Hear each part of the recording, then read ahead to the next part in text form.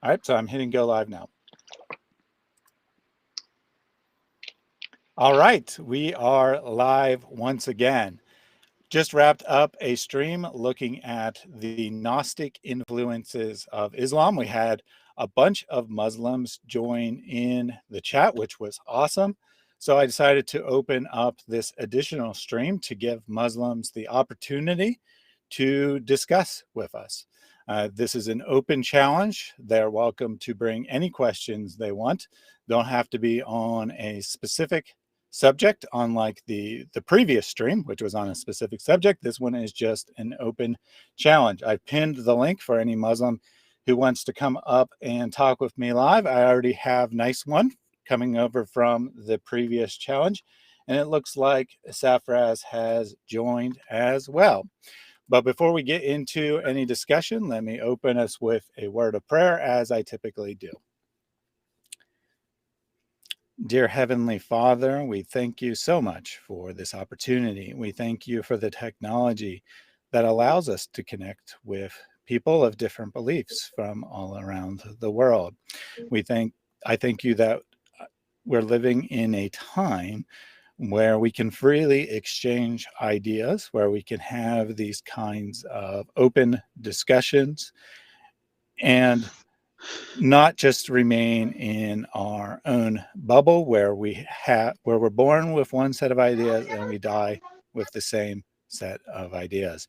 I ask that you be with me specifically, that you strengthen me, that you give me the patience to have a good discussion and the wisdom to know what to say. I ask that truth prevail in this conversation, whatever that may be. Even if I am wrong, I still ask that truth may prevail. I ask this in Jesus' name. Amen. All right, so Safraz has been on numerous times before, so I'm giving the floor to the Nice One first. You said that you were an ex-Christian who has converted to Islam. Is that correct?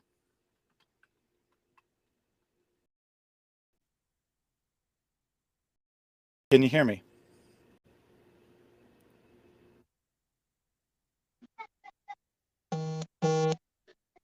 So do you seem to be having an issue here? I did speak very briefly with Nice One before we went live. So I do know that his audio was working a minute ago. It doesn't seem to be working at the second. Tayyar says, I will join too. Great. Come on up. The more the merrier. I'm happy to discuss any subject with any Muslim. Are you there, Nice One?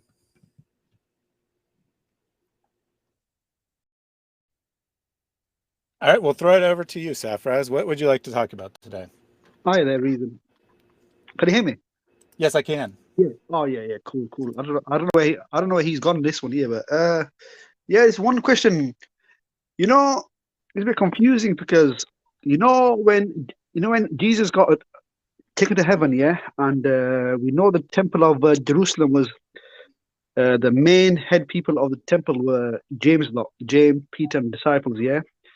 Question is, yeah, that you Christians say that they were preaching the Trinity, stuff like that, yeah, but I can't believe that they were worshipping Jesus or the Trinity in the temple of Jerusalem after Jesus got taken up to heaven.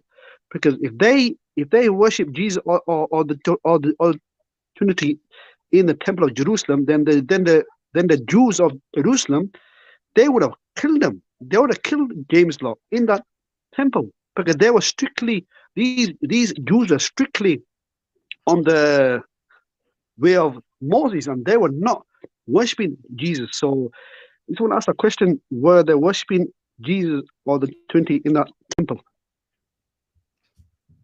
Okay, so the question basically is, were people worshiping Jesus in the Jerusalem temple between, say, the year 33 or so when Jesus died and was resurrected, and the year 70 when the temple was destroyed?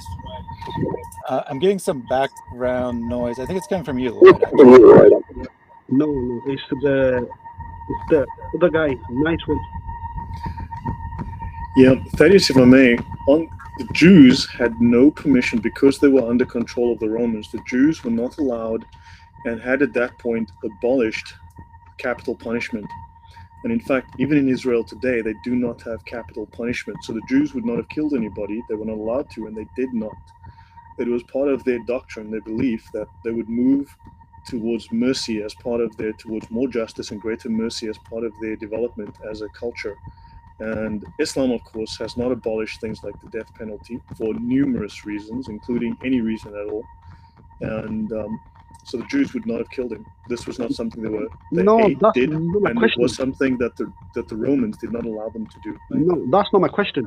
My question is... it's a claim you made, so it's a false claim. No. My claim is simple, that you lot believe that they were worshiping the Trinity, yeah? Jesus preaching the Trinity and the disciples, but I can't believe in that after Jesus got taken to heaven, I cannot believe that in that temple of Jerusalem that James were worshipping the Trinity or worshipping Jesus, because them Jews that were living in Jerusalem, we know they were strictly on the law of Moses and they were not worshipping Jesus.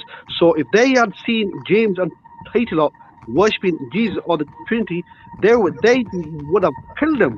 They would have killed them, disciples, if they ever worshipped Jesus or the Trinity in that temple. So can I ask you a question?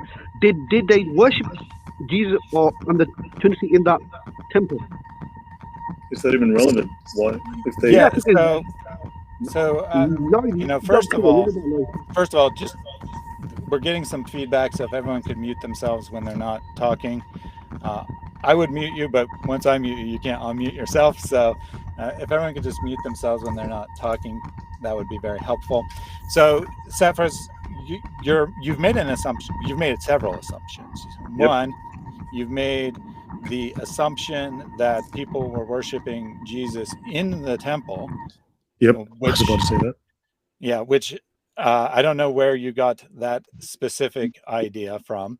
Two, you're making the assumption that Jews in Jerusalem are equivalent, during the first century, are equivalent to rabbinic Jews in the 21st century, basically, because you're just asserting that they believed the same thing. And I don't see any basis for either one of these assumptions. Therefore, I don't know what there is to answer.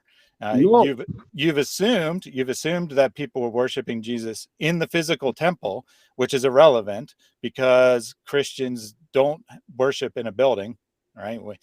The Old Testament idea is that God dwells in a specific place, which when the temple was built, a specific place in the temple. Prior to that, a specific place in the tabernacle, or this portable tent. The Christian idea is that when Jesus died and forgave our sins, the divide between humanity and God is healed. There's this divide caused by sin, and it is healed when Jesus takes our sins upon himself and destroys them on the cross. And this is exemplified by the tearing of the curtain in the temple. The curtain that protected the Holy of Holies, or at least protected might not be the best word, separated the Holy of Holies from the people, is torn into two.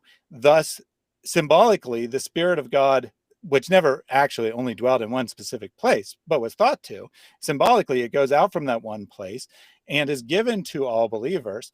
Jesus specifically says that he's giving us the indwelling Holy Spirit, that the dwelling place of God is no longer in the temple. It is in the individual believer. So it's irrelevant whether people were worshiping inside a particular building or not, because the building no longer has any relevance under Christianity. But the question is, simple, we know in Book Acts that the temple of Jerusalem was still running, and James was the head of the temple, and there were strict Jews that were coming there to worship at that time, after Jesus got. But my argument, James was the head of the church, and the church was generally people were holding prayer meetings James was in not houses. the head. No, I'm on about the temple. He in the did Book not Acts, control the Jerusalem temple. I don't know where you got that idea. No, know the Book of Acts chapter 21, where he says that James was the elder in the temple. Yeah, James was the elder, and he was even the head. He was the head of the temple at that time. I can't believe that he was worshiping of the church, not the Jerusalem temple. He was the leader of the church. Aren't we here to Jerusalem. discuss what we just There was discussed no in the church at synoptic that section? time. Jerusalem. It was called the temple. Weren't we here to discuss the Gnostic origins of Islam? No. Teddy said you can Yeah, ask this is. anything. I said that it could be any subject here. Teddy, All right, already, you are weak, we boy. have several other You people in can the chat. Safraz, you've been on numerous So, times. so So you can answer, yeah? I've given you my answer, You whether you can answer accept that it or question, not. yeah? I No, Tedious, you can answer this question, Tedious. It's simple. I give you a simple question.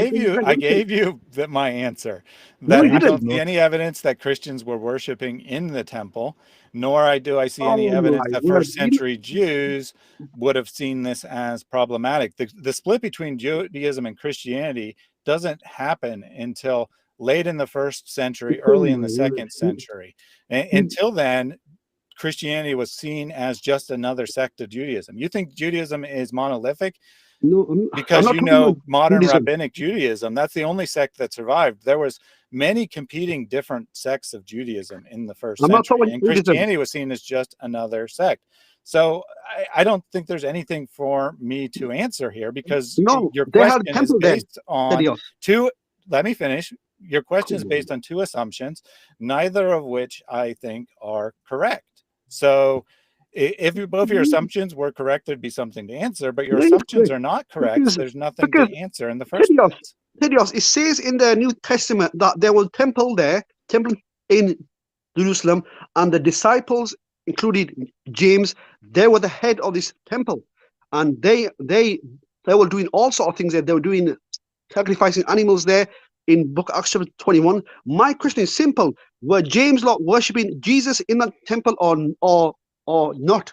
That's my question. Simple question: yes or no? So, which specific verse did you get the idea that James or the group of disciples, whatever you want to say it, is the head of the temple, that they're controlling what happens in temple worship? You know when Paul comes back to Jerusalem in Book of Acts 21, where I Right, think is right. verse, I got Acts 21 up in front of yeah, me, verse but verse I mean, uh, it's it's a long chapter. no, I'll tell you the verse. He when Paul comes to Jerusalem, and then Book of Acts chapter 21 verse is, oh man, I forgot the verse now. Book of Acts is in 21 when Paul comes to Jerusalem, and then James is the head of the church, and he questions Paul. He's saying that I'm getting people coming here questioning, saying that you are going around preaching against the law. So James was ahead, and he was the head of Paul, but he's questioning Paul. He's telling Paul that Okay, what am I hearing here so from you actually people? said it correctly, which contradicts what your claim. You said that James is the head of the Yes. church, not that he's controlling temple Oh my worship. word! Those No, are no, no, not the no. same things. Paul, So Paul. I'm sharing the text. I'm pretty sure this is the verse you're referring to, and then we're going to move on to someone else. Yeah. So when when we had come to Jerusalem, so the narrator is part of a group that includes Paul. When we had come to Jerusalem, the brothers received us gladly. On the following day, Paul went in with us to James and all the elders present. After greeting them, he related one by one the things God had done among the Gentiles through his ministry, and so on and so Yeah. forth. It says that they went in, but it What doesn't say then? to the temple. That is your No, imagination. no. That they come. Is in verse. They certainly Acts chapter 21 verse 21. Acts, I think it's Acts chapter 21 verse 21. There, James come to the temple, and James seen Paul, and he questioned Paul, saying that these people are coming here. The Jews of Asia are coming and complaining against you, that you are preaching against the law All of right, Moses. So I'm gonna read this the was verse. temple. I'm gonna It read was the not the verse. church. It was not church. It was So temple. so remember, what we're trying to determine here is Yeah. whether they're in the temple. Yeah. We're not trying to determine whether they're disputing with Paul or not. Yeah. That is I know. not something that was in your original question at all. So here is what that verse 21 says, starting with the last words of 20, since it's the same sentence. They are all zealous for the law, and they have been told about you that you teach all the Jews who are among the Gentiles to forsake Moses, telling them not to circumcise their children or walk according to our customs. So is there a dispute? Have people been saying that Paul has been doing inappropriate things? Yes. What does this have to do with your assertion that Because Christians were you asked me worshiping a question. in the temple building? Because you asked me a question here that how do you know that James Locke were the head people? This shows this is No, well no, known. Cephas. No. I never disputed that James was the head person of the Jerusalem church. Okay. That's not It's not equivalent a church. to controlling temple Church. worship. Okay. Tebios is not a church. Is a temple in Jerusalem. Is not a church. Is a temple. Where do you I think he's see that this deliberately is the confusing physical terms building? the way that It's not a church. happened yesterday. The Jews of Cephas, Asia. the Christian church and the Jewish temple, the synagogue, are two separate things. This is discussing James as the head of the Christian church. This is not discussing James as praying in the temple in the Jewish synagogue, the Jewish temple of worship. These are two separate issues. You are deliberately being obtuse here. Okay, deliberately not accepting and understanding the simple point. All right. So we'll come back to you in a little bit, Cephas. Oh, but I do want to give the other now you're guests running away from the truth. Now you're running from the truth, aren't you? Okay. I am not running from the truth. You couldn't prove that this was in the temple, which made your question I showed invalid. you when the Jews have come in there. The Jews are coming in there the Jews are coming from Asia. Go away, bring some evidence, show us some specific you're running evidence. From the Otherwise, truth. you are simply waffling. You're running around. All right. We've had enough of your posturing, Safran. I would like to give other people a chance to talk, so I have muted you. As the Black Doctor says, the head of the temple is the high priest. James was not the high priest of the Jewish synagogue. No, well, Safran's left, which is fine. I was going to say I'll give you another chance to talk. I just want to give someone else a chance to make an argument, since we saw that Safras, his question never even got off the ground because he assumed that this was taking place in the temple, which the text does not say. I think he knows. He's just trying to waste time and waste our time. That's all.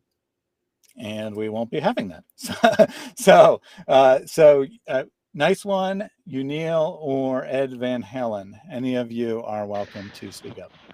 Yeah, I just wanted to quickly say that Sam has already addressed this with Saffraz, and Saffraz is not being genuine. He's going into all of these live streams and asking the same exact questions over and over again. And he's getting the same answers. Hello? So I would definitely say don't entertain this troll, because that's what he is. He's a troll.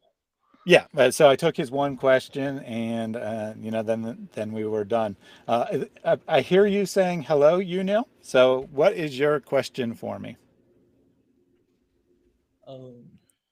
You're a little quiet. It's not actually a question. Actually, first I want to establish a thing about my beliefs. Okay. Is it fine? Yeah, absolutely. I think that's a great way to start. Yeah. First of all, I'm an open-minded individual. Okay, I am being raised in a Muslim family. First of all, is it fine? Yeah. Yes. Yep. So, for about 2 years, I've been following biblical scholarship, Quranic scholarship, and all the studies of ancient Near East history and all those things. And one conclusion I've come up with is that, first of all, the religion called Islam, as we know it, traditional Islam, didn't exist during the 7th century. That is pretty clear. And the Quran, which we know of, has very the meaning of those texts has very little to do with the hadiths. Became 2 centuries after Quran. I mean, supposedly was was revealed to Muhammad, a character called Muhammad, that we know very little about, actual history about Muhammad. Okay, so the first thing is, I'm pretty sure the empire called Islamic Empire created this hadith, his official hadith literature, to control the entire empire and to silence the critics, to establish a rule over society and to control the beliefs of the people, and so that they can maintain power of the over people for a future, and to extract as much as wealth as possible. And I would also like to question the origins of Christianity as well. I don't think so. Christianity, as we know it, was the Christianity of early times. First of all, what I'm going to say is that so secret societies have been active throughout history, even before Roman times. Uh, because that what I have researched is that there were advanced civilizations even before thousands of years, but they were destroyed. We know nothing about their histories. A lot of history has been hidden from us. Actually, it's, all the governments are involved in this. This is what I believe. There are secret archives about histories of the world, countries, cultures, which have been hidden from us, even including the history of Christianity and Islam.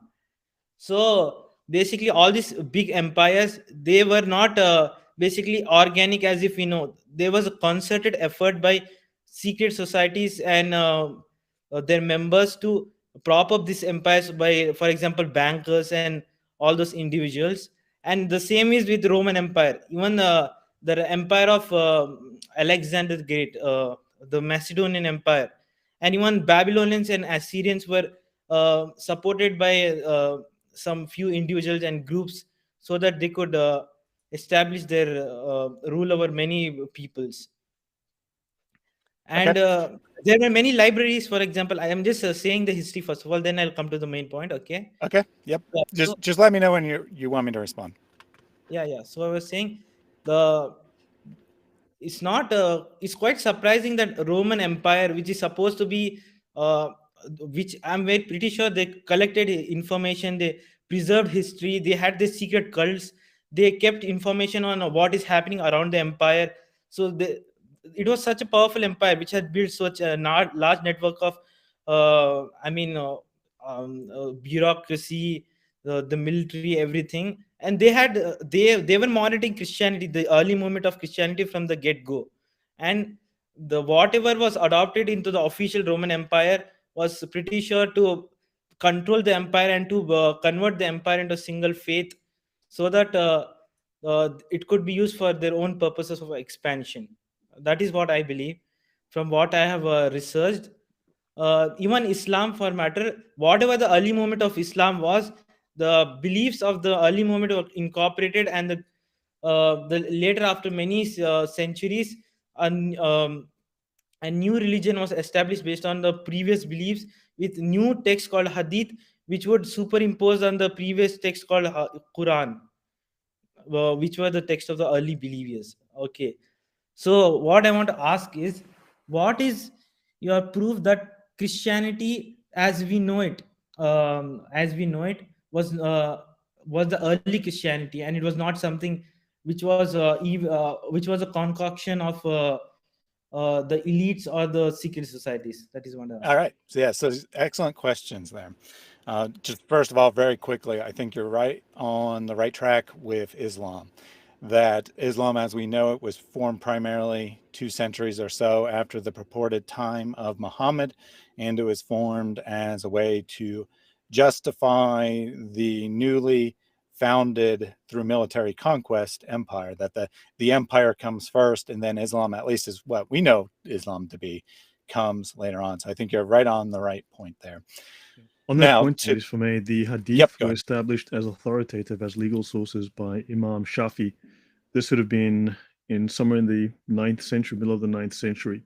It took about 100 years for this idea to ultimately become fixed, or at least 50 years for this idea to become fixed in Islamic history. However, the Hadith prior to that were called the Israeliyat. So the Hadith were based upon Jewish stories, basically myths. Some of them historical, some of them semi-historical, some of them completely just fantasy.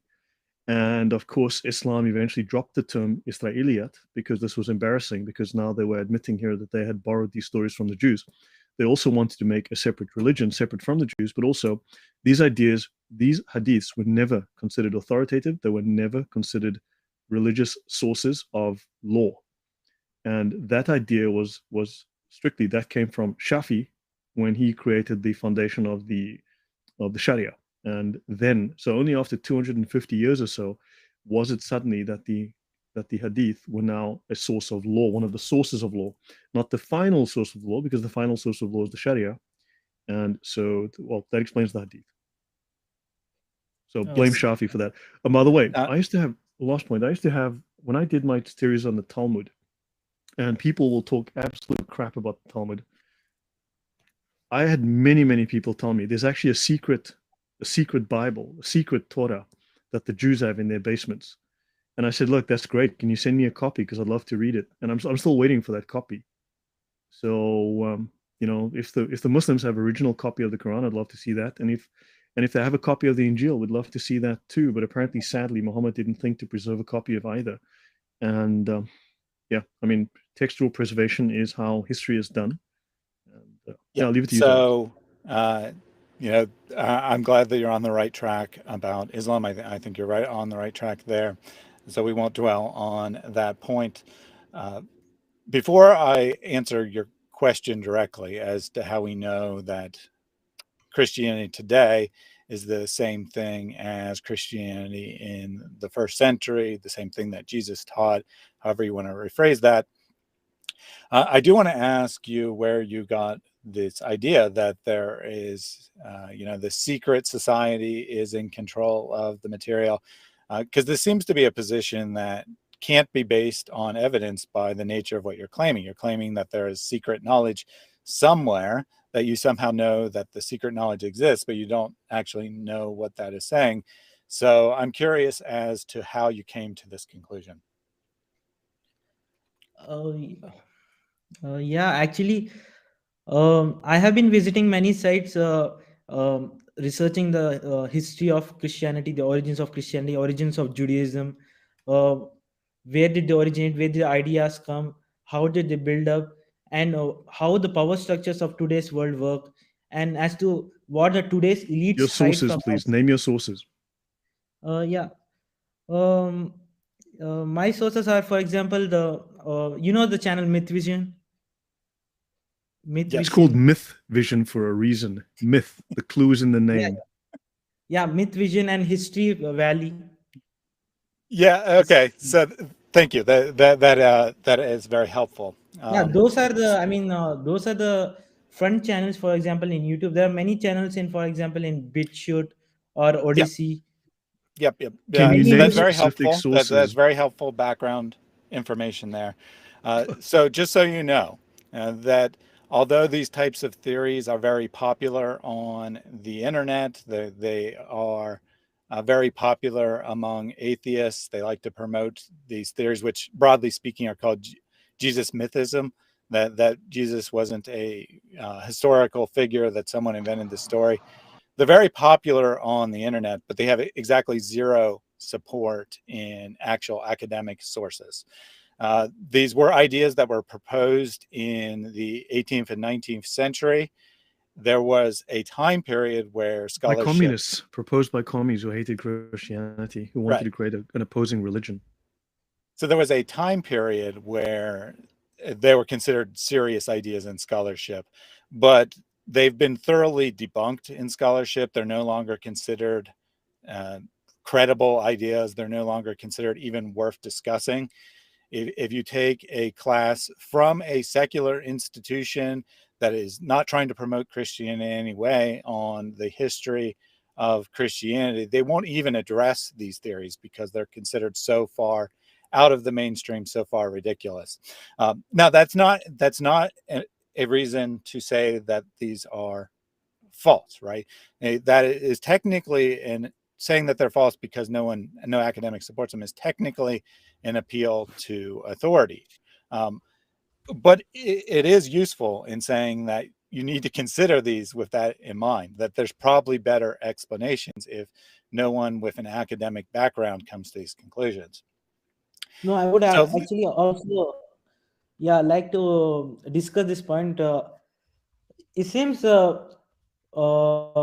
Freemasons use Bible in their lodges. They have secret codes for the words in the Bible, and as you progress to the levels of Freemasonry, you will get to know the inside meaning of the whole. I mean, Old Testament. I'm speaking about Old Testament. So supposedly the publicly it is said that there are 33 degrees of Freemasons, but I've heard some Freemasons say that it's 360 degrees of Freemasonry actually. That and the Bible is is a handbook of the world, how the world works today, the real power structures of the world work today. What do you think about that? They very well may have those beliefs. They may not. By the very nature, all kinds of myths evolve around these secret societies. But let's just say that that's correct. That they have this idea that there's secret knowledge hidden in the Bible. That's totally irrelevant to what the Bible actually teaches, because these secret societies, the Masons, No, in this case, they developed much later. Like they developed much later than the text is being written. So no, but they actually, are essentially inventing an idea out of nothing and using that. It's actually directly related to what we were just talking about in the previous stream about Gnosticism. This idea that there's secret hidden knowledge that only the elites know about. This is pure Gnosticism. This is the earliest distortion of Orthodox Christianity. So the idea that there's secret understanding to the text, that goes way back, but the specific knowledge, or knowledge in quotes, of the Freemasons or whatever, is developed recently. It's not Yes, if connected I to can, that historical religion in any way. if I may jump into that, our friend here is clearly not well versed historically. First of all, the Muslims claim to be the founders of the Freemasonry. Read your history. Muslims claim to be the founders of Freemasonry, to be the original Freemasons, to have smuggled Freemasonry in to both England as well as into Scotland. They claim to have effectively converted the Knights Templar to Islam, effectively to Islam, and thus they made their way into Scotland. Also, the Freemasons, once you get to a certain level of Freemasonry, and you will notice, and I've done this on my shows, you'll notice that the Freemasons have a very strong Islamic leaning. And once you get past a certain level, you're allowed to enter a higher group than the Freemasons called the Shriners. The Shriners swear allegiance to Allah, right? You may have heard of a god called Allah. I'm pretty sure there's one, maybe he's a Buddhist, I'm not sure. But so you then swear allegiance to Allah, the god of Muhammad. I think Muhammad is Buddha's second name. And you then also swear that you will be loyal to Allah and so on. So the Freemasons do claim to have a direct link to Islam. At least the Muslims claim that they created that. So you need to have a look at that. In fact, even if you look at the KKK, the original KKK symbol was the crescent and star, not the cross. Burning the cross is sacrilege. The holy book of the KKK is called the Quran. So you are too interested in people trying to cover their tracks, trying to hide their Islamic origins rather than actually studying actual history. You're lost in mythology. I mean, you're letting someone else do your thinking for you instead of actually looking at what is physically available and verifiable. So leaving aside the secret society angle, and I understand the appeal of these types of things. There's a very natural appeal to believing that there is a secret group in charge of things. I'm not being dismissive of you. I'm not saying that you, because clearly, if you were born a Muslim and you're digging into the origins of Islam, you're definitely someone interested in the truth. I'm just saying that, keep in mind that these are not ideas that are well supported. You're essentially replacing one mythical belief with another. Now, I do want to answer your actual question, though, and that's, how do we know that the original Christianity, the first century Christianity, is the same as what what Christians believe today? And there's a couple ways we can tell this. First of all is the biblical text itself. Let's say, for sake of argument, that it's not inspired. It doesn't come from God. It's just written by human beings trying to create a new religion, right? Because that part, at least, must be true, right? Whether it's from God or not, you and I can debate. A non-believer and a believer can debate whether it comes from God, but its existence can't be debated. And all scholars who, whatever their persuasion, who look into these things, and there's various reasons. I can go into some of the technical details, but if you need that, let me know. But because of the way they look at the text, they look at the internal clues of the text, they look at the external clues. External clues, like, for example, being other writings that mention it. Obviously, if another writing mentions the text, it has to exist. Internal clues are, like, say, events that took place that we can nail down to a specific year. It gives us a clue about when it was written. For example, obviously, if it includes that event, it has to be written after it. So combining all of these evidence, all these small details, scholars come to the conclusion that all of the Gospels were written in the first century. All of the canonical Gospels, all the ones that Christians accept as true, were written in the first century. That all of the letters, with the possible exception of 2 Peter, there's dispute over 2 Peter, but all the letters were written in the first century as well. And I have good reason to believe 2 Peter was written in the first century, but it's irrelevant for this discussion when that particular work was written. And likewise, all of these competing Gospels, if you will, all of these competing texts that called themselves Gospels, they are written in, at earliest, the 2nd century. They continue to be written into the 3rd, 4th, 5th century. And not only are they written later, but they also are written in such a way that they imply the canonical text was already accepted as authoritative.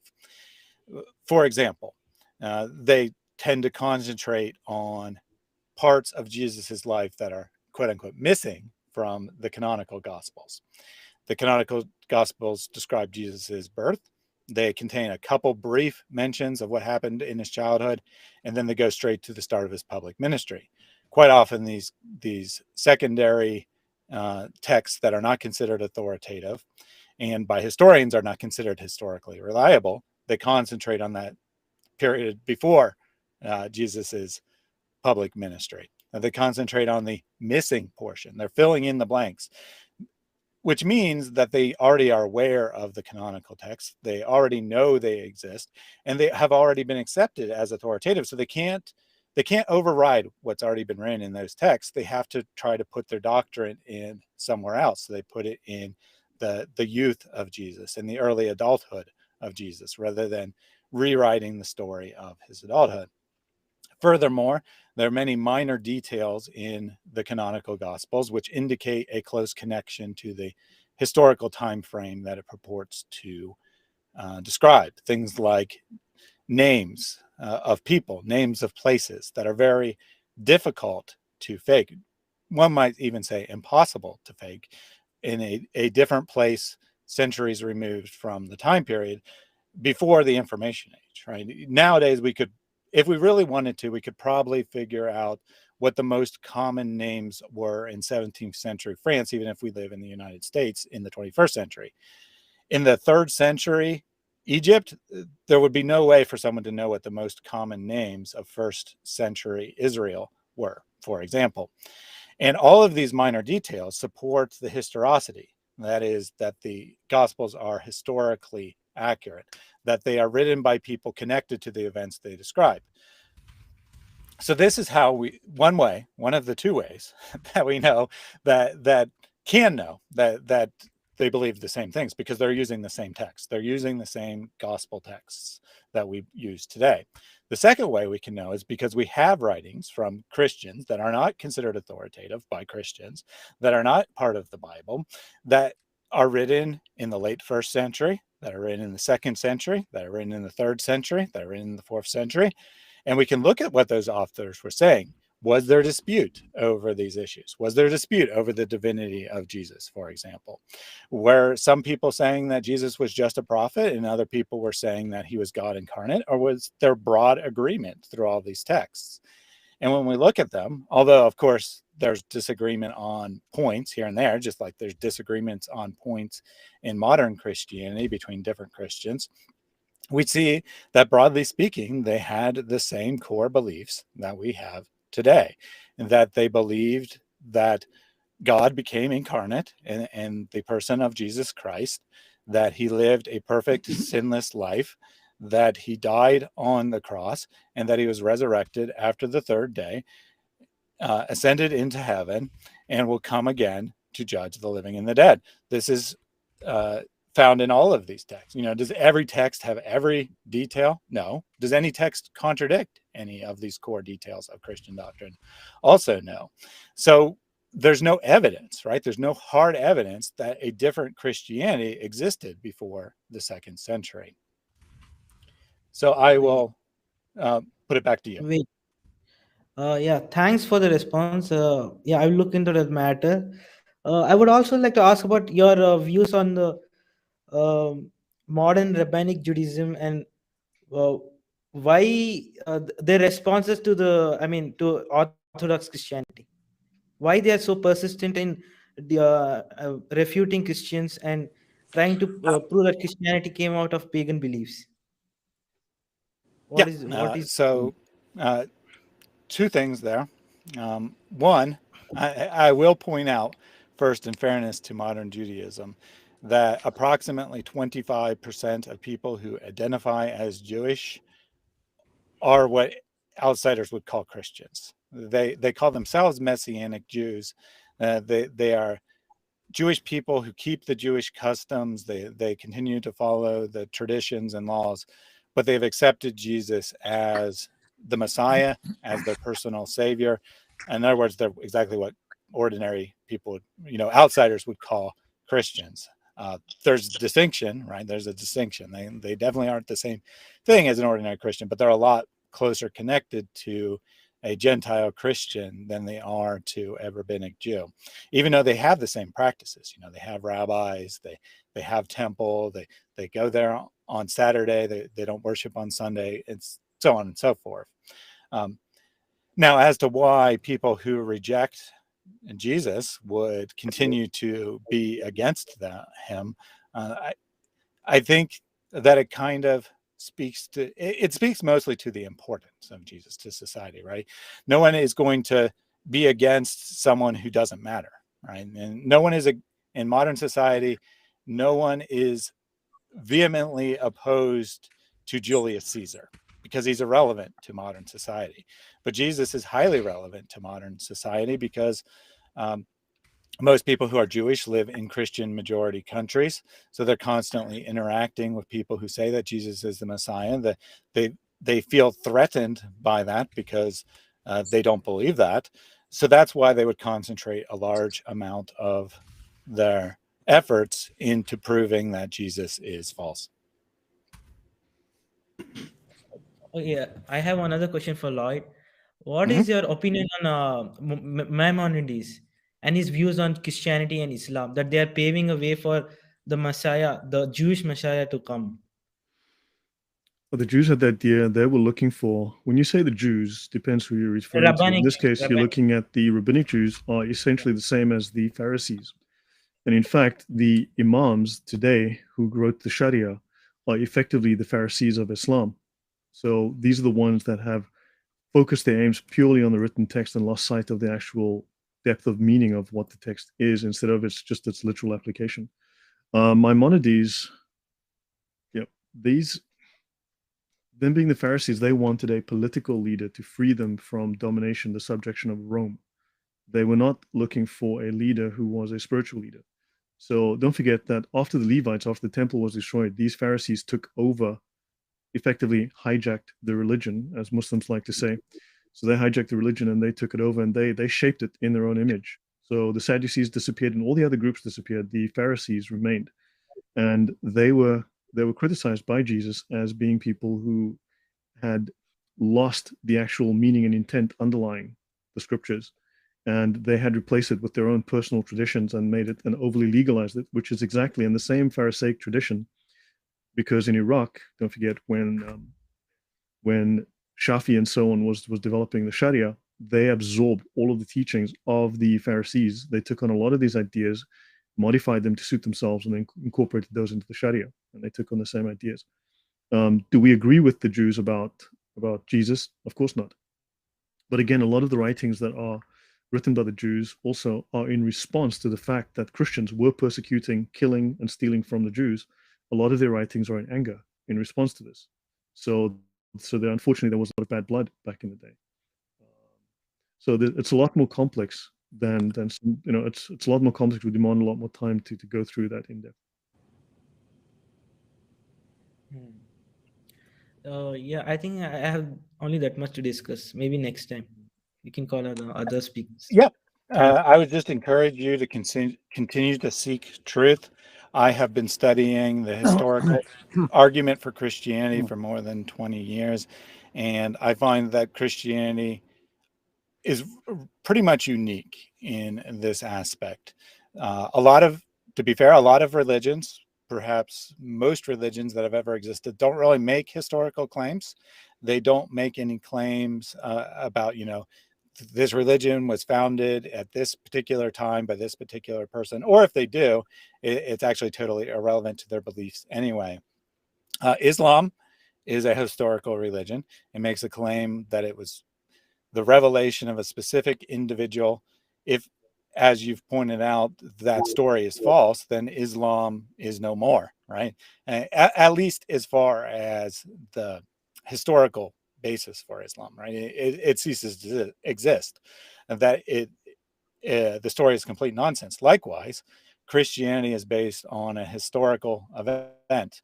It is based on the death and resurrection of Jesus Christ, who first claimed to be God and then proved it by resurrecting from the dead. If Christ was not crucified, if Christ did not rise from the dead, then Christianity is false. That is all there is to it. We as Christians cannot be legitimate Christians without that historical event, just as Muslims can't be legitimate Muslims without the historical reality of Muhammad revealing the Quran and so forth. So I would encourage you to continue to look into these matters. I would say, seek out Christian arguments. You can continue to listen to atheist arguments. I'm not afraid of those. But look for people making the case for the historicity of Christianity, because it's not the only way you can argue for Christianity, but it is my preferred way of arguing for it. And I think that this is something that's completely unique to Christianity, in that it's both historical and holds up to scrutiny. Yeah, I want to ask, are you Protestants or are you Catholics or Orthodox Christians?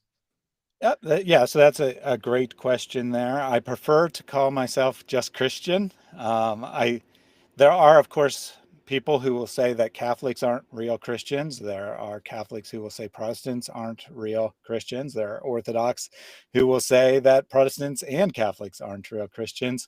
I prefer just to call myself Christian because I believe that there are true believers in all three major divisions of Christianity, as well as in minor divisions of Christianity, such as, say, Oriental Orthodox or the Coptic Church or whatever. I believe that there are true believers in every church, and there are people who are not true believers who are members of every church.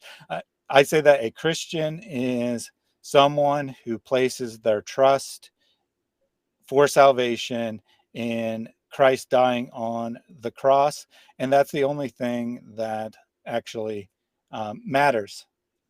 That anything else is secondary. We can have these discussions internally. We should have these discussions internally about what the correct doctrine is. But for purposes of my channel, I am just Christian. And Lloyd can answer that as well. I'm an agnostic, dyslexic, insomniac. I lie awake all night wondering if there really is a dog. Yeah, what is your opinion on the current Roman Catholic Church? Is it been infiltrated? Are we trying to bring someone else on, or are we going to be answering a million questions? Just this is last question. The Roman Catholic Church historically founded Christianity, so the Roman Catholic Church is the original church. I know, but the Protestant churches came much later with the revision of the doctrine, and I think people who've been on my channel know my feelings about Martin Luther. I think he was a complete heretic. No, I know about that. I'm talking about current modern Roman Catholic Church. Many say the Pope is the Jesuits and Vatican has been infiltrated and all those things. Yeah, so I'll put it very simply. There are problems with the Catholic Church, just like there's problems with every church. If there was a perfect church made up of human beings, then the church, or if there's a perfect church, then no human being would be fit to join it, because human beings are not perfect. So every church is going to make mistakes. I know that a Catholic would say that the church is infallible. But even then, they would only say in very specific instances, like it's infallible on doctrine that is supported by the body of the church. It wouldn't say that the Pope is in. We hear that the Pope is infallible, blah blah blah. No Catholic that actually understands Catholicism would say that the Pope is infallible on anything besides doctrinal matters, which popes usually don't actually decide upon. So the average pope makes zero infallible statements because doctrine has already been decided in the past. The pope is not infallible on practice. This is where my difficulties with certain things that exist in Catholicism would be, is on matters of practice. Likewise, I have problems with any random Protestant church. I go into, say, a Baptist church, I will probably have some problems with the way they do things. I go into a Lutheran church, I have some problems with the way they do things. I go into a Greek Orthodox church, I probably have some problems with the way they do things. But I think the doctrine of all of these churches on core issues are compatible with one another. And I am not prepared to say that any branch of Christianity, that every person who attends service at that particular church is a heretic or anything along those lines. Rather, I don't judge anyone's salvation, but if I were to discuss someone's salvation, it would be on an individual person level, never based on a church level. Yeah, on that So point, thank you it's for these easy questions.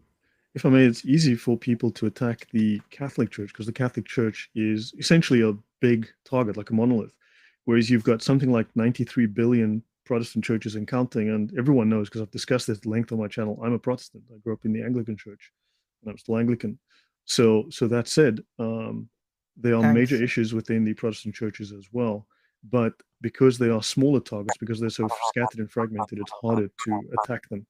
So you can say, well, that's just one little thing. But also if they can take down the Catholic Church, then they can try to take over that role. And also if they can take down the Catholic Church, they will bring down Christianity as a whole. So it's a great target for people to attack. And then of course, I mean, if you read Martin Luther's history, he made up incredible propaganda and outright lies about the Catholic Church, which he promoted. And when his companions lied about and made incredibly nasty propaganda about the Catholic Church, he also did not prevent that or speak out against it.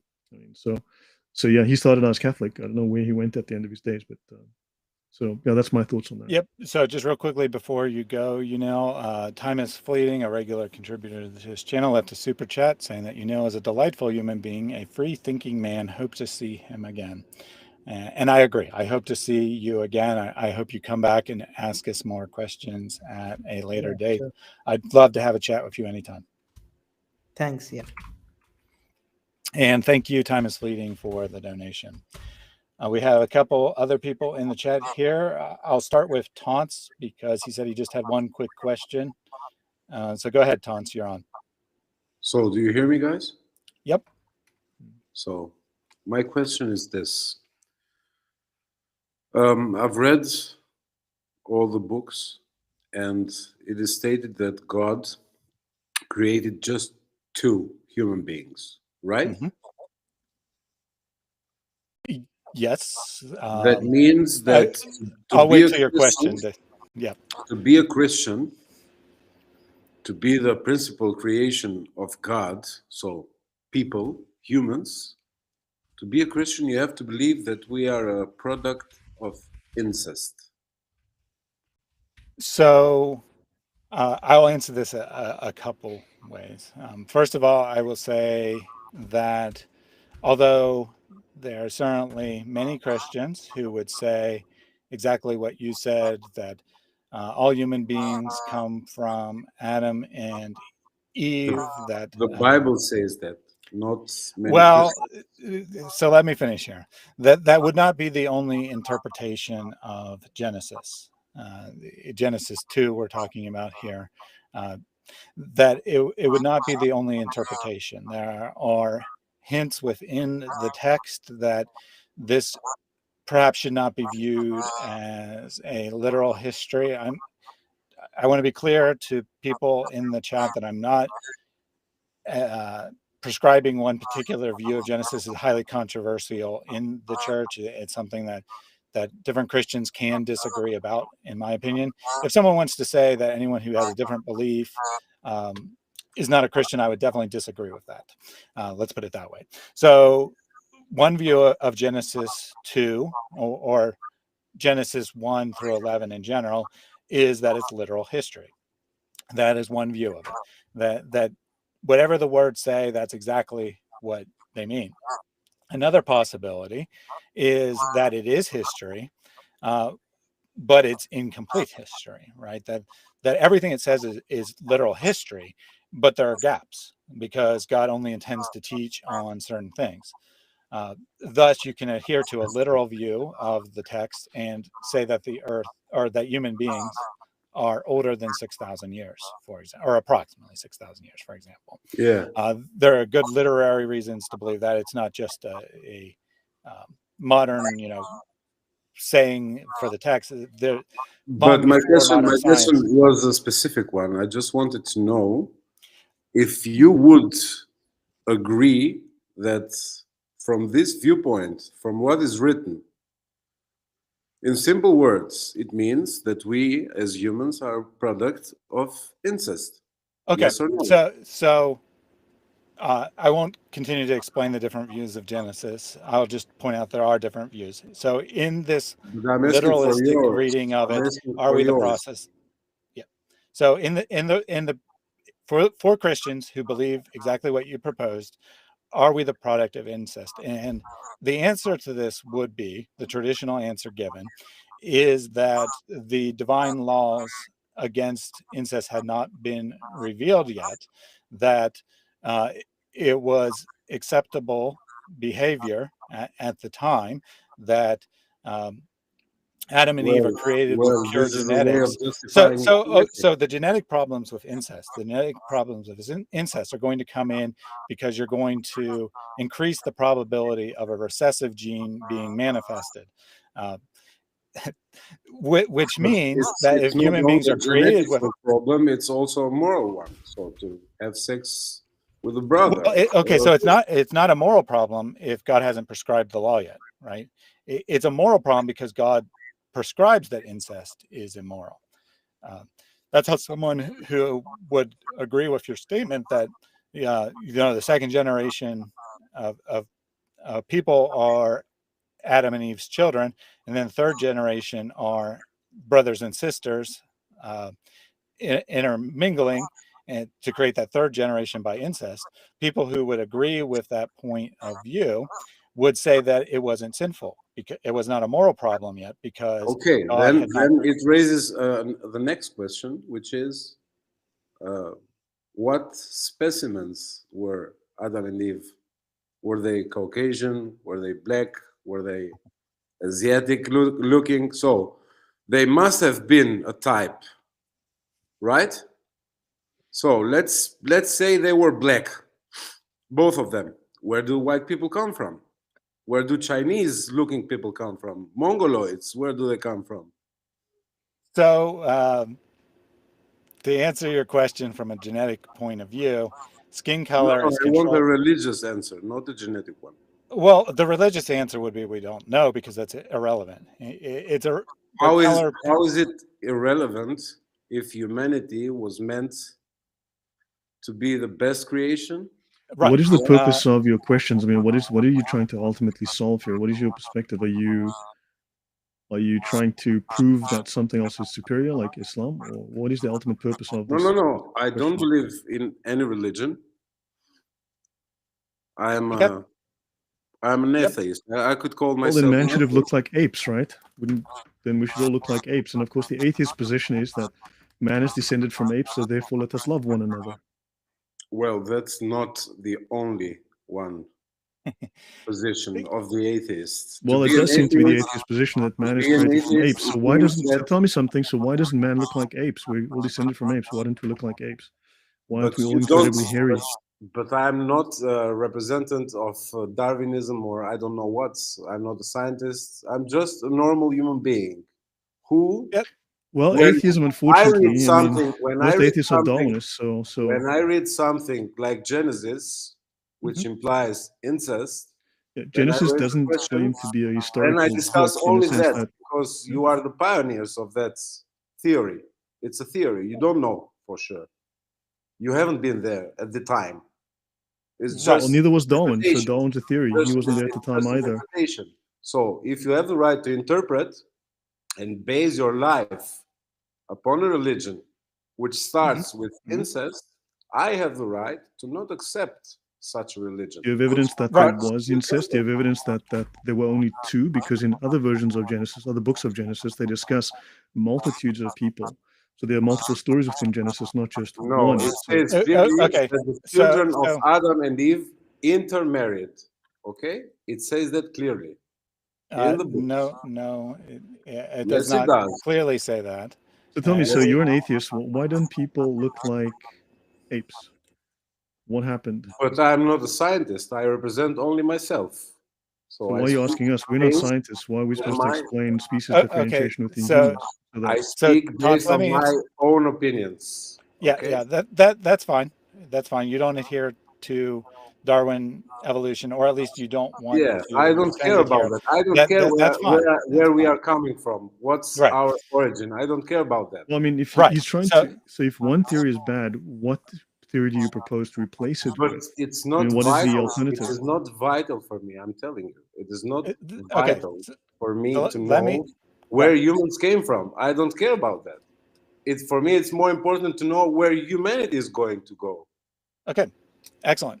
So let me answer your question in Yeah. two different ways. I think Lloyd is absolutely correct that you can't just replace Christianity with nothing, or you can't just not have a position, but you can, like, No, ultimately. but he wants to know But where you humanity is can going to now. go. You can now. You cannot know what you believe now. That's an acceptable position.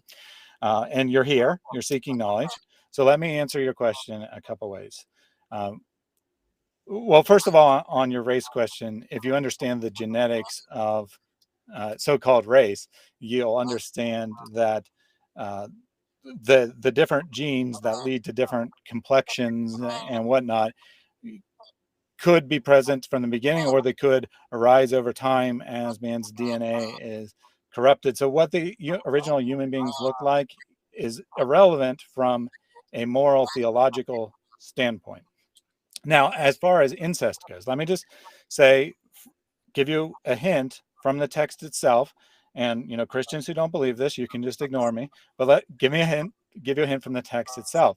So when the first two children of Adam and Eve are Cain and Abel, right?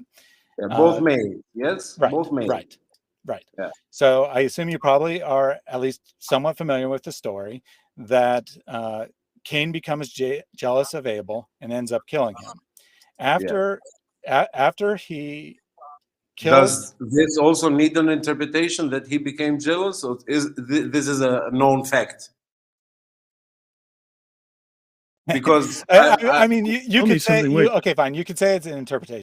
It's Okay, irrelevant good. to what I'm saying. Okay, so it's it's irrelevant. an interpretation. It's an interpretation. Yeah. He has a okay. So Abel's sacrifice is accepted and Cain's is not from God, and because of this, Cain attacks Abel and kills him. Now, the reason I brought this up isn't because of anything related to that story, but what the text says. The text says that Cain was afraid of what would happen that when people knew that he had killed his brother. If the only three people in existence are Adam, Eve, and Cain at this point, then it makes no sense that he would have this fear, that he would feel the need for this protection from other people seeking vengeance against him, which can be read as implying that there's a large group of people already existence, and thus Adam and Eve are not the only human beings biologically speaking, but rather they are a representative couple of humanity as a whole, chosen. Okay, so for were them. these other humans together in paradise with Adam and Eve, or were they created So afterwards? look, I mean, hold on, Cain. Where did Cain get his wife from? Can you tell me that? Are you asking me? Yes, I am. Well, I don't know.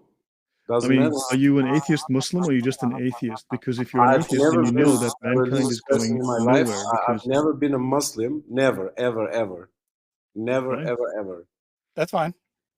I right appreciate some values that the Christian religion teaches. now, you know then I that like something. so I like nothing of Islam. if you Zero. look for an atheist, you don't seem to know much about atheism either. So and I'll keep that as a question mark of why an atheist like yourself has no idea about atheism. But you know, for instance, that humans are star stuff, right? We are worthless matter. We are going nowhere. That Not there is only humans. Everything is star stuff. Sorry to yes, say. that everything is worthless and pointless, which is what atheism brings us. That, as I said, that the atheist creed is that man is made from apes. Therefore, let us love one another, which, as you know, makes perfectly logical sense, and that life is useless and worthless. But you would know that Cain went away and settled in the land of Nod, east of Eden. Now, you know that the Bible story focuses on this representative couple, and then it steps out, takes a broad view, and then suddenly speaks of a world that is filled with people, and Cain leaves, goes to another place far away, another geography, which is filled with people, and he marries a woman in the land of Nod. So clearly there's something here in between that is not discussed in the Bible. The Bible does not say seventh grade history textbook for Muslim atheists. It doesn't say we're a scientific textbook for PhD level physics, right? So Well, there's a certain level of allegory. There's a certain level of historicity. There's a certain level of moral teaching. So it is not necessarily to be taken literally, and you are trying to force it into a box it is not meant to be in. well, it looks to me you And like. also, besides that, pick and atheism choose, doesn't you know, provide it's like anything pick and of choose. any moral value to It- replace the idea that is so present in the Bible. yeah, so first of all, Tons, when you're not speaking, if you could mute yourself, that'd be very helpful because we're getting a lot of feedback and the audience is complaining about that.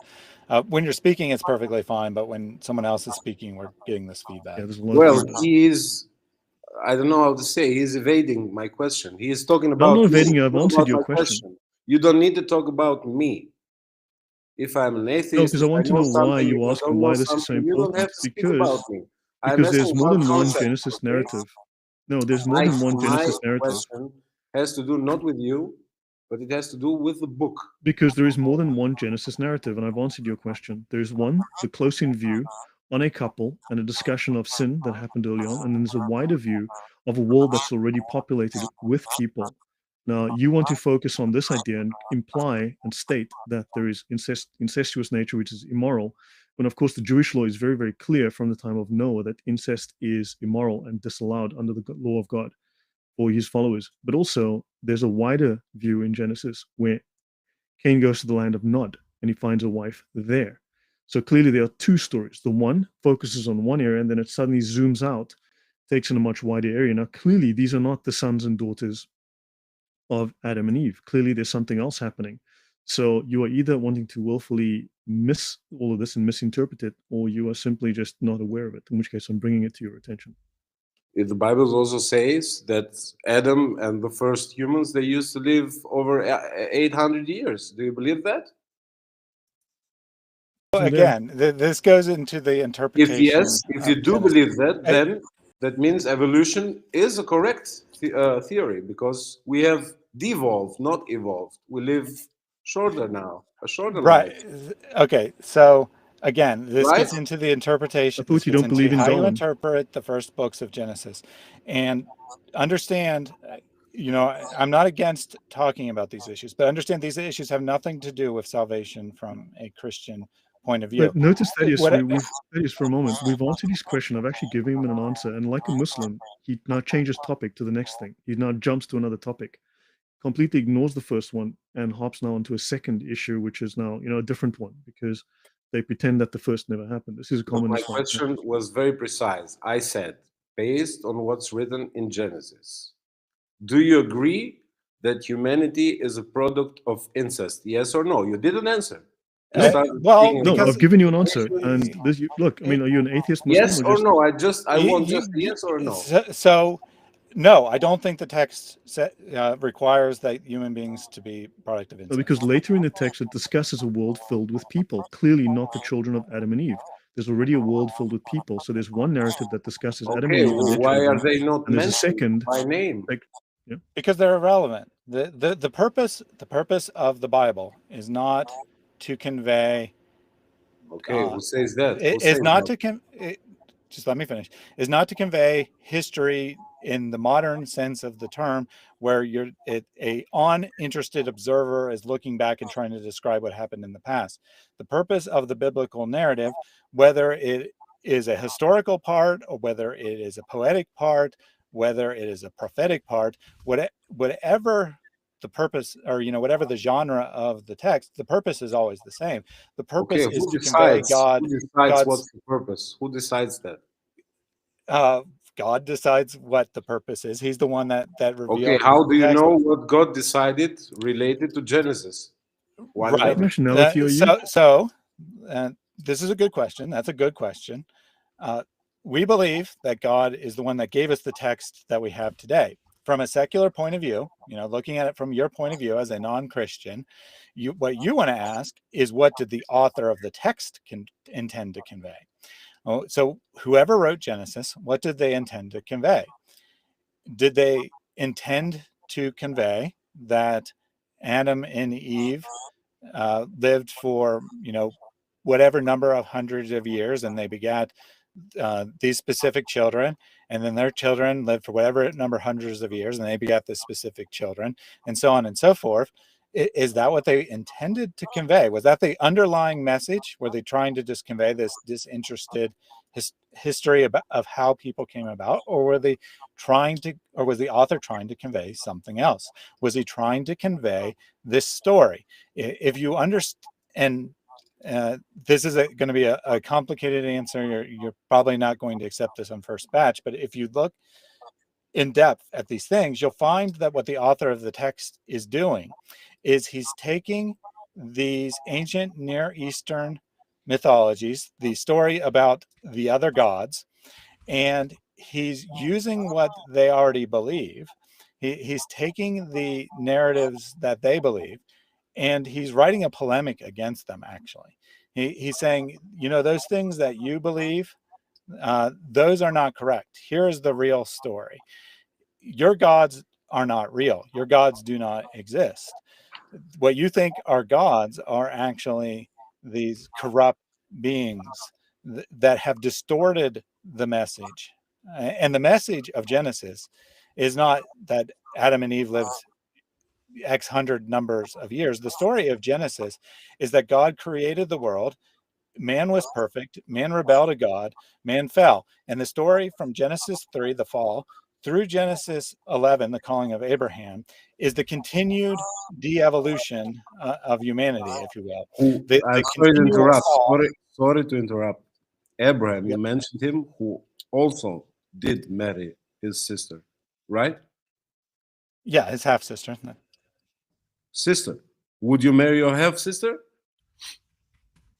You wouldn't marry your I don't know, your neighbor, maybe, just out of respect.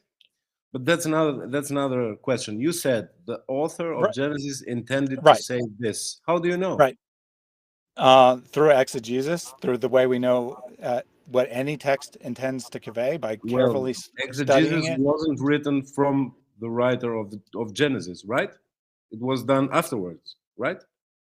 It was written. It's a man-made thing. Okay, so let's say it's a man-made text, right? And let's ignore the Christian belief that it's divinely inspired. Someone wrote it at some point. Yeah. Obviously, right? Yeah. So whatever that author, you take for granted.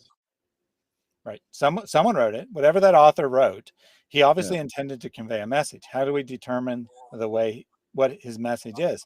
The same way we look at any other text. How do we determine what the message of The Great Gatsby is?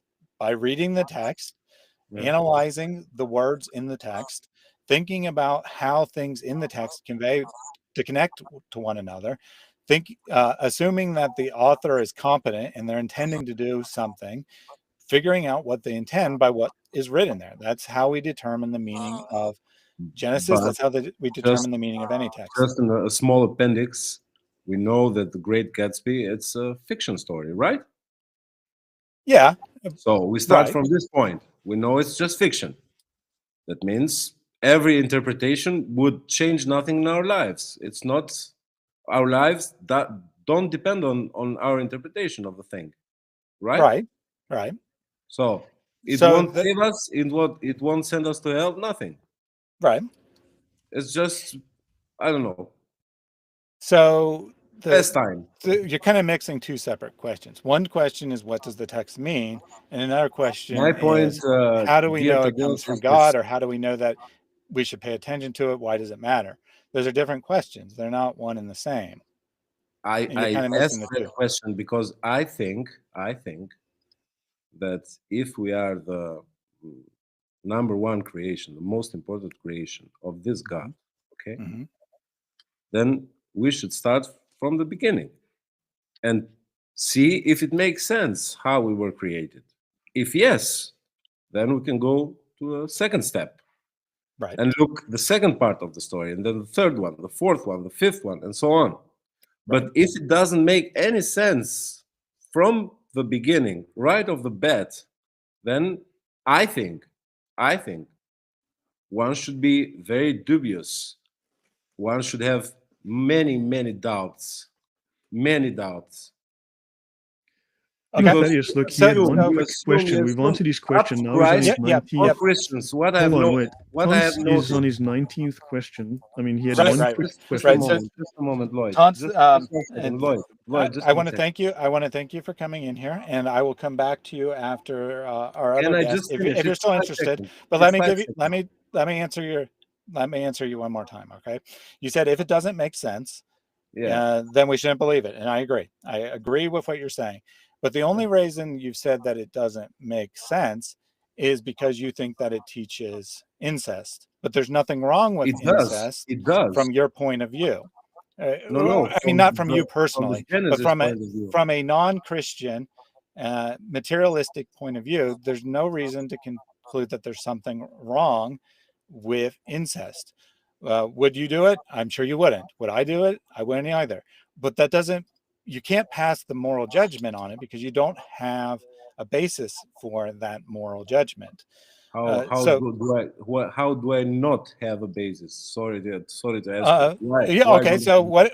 Because you don't believe in a What- moral lawgiver. There is Right. no. Yeah. So There is what no is law your Of course I basis? do. that.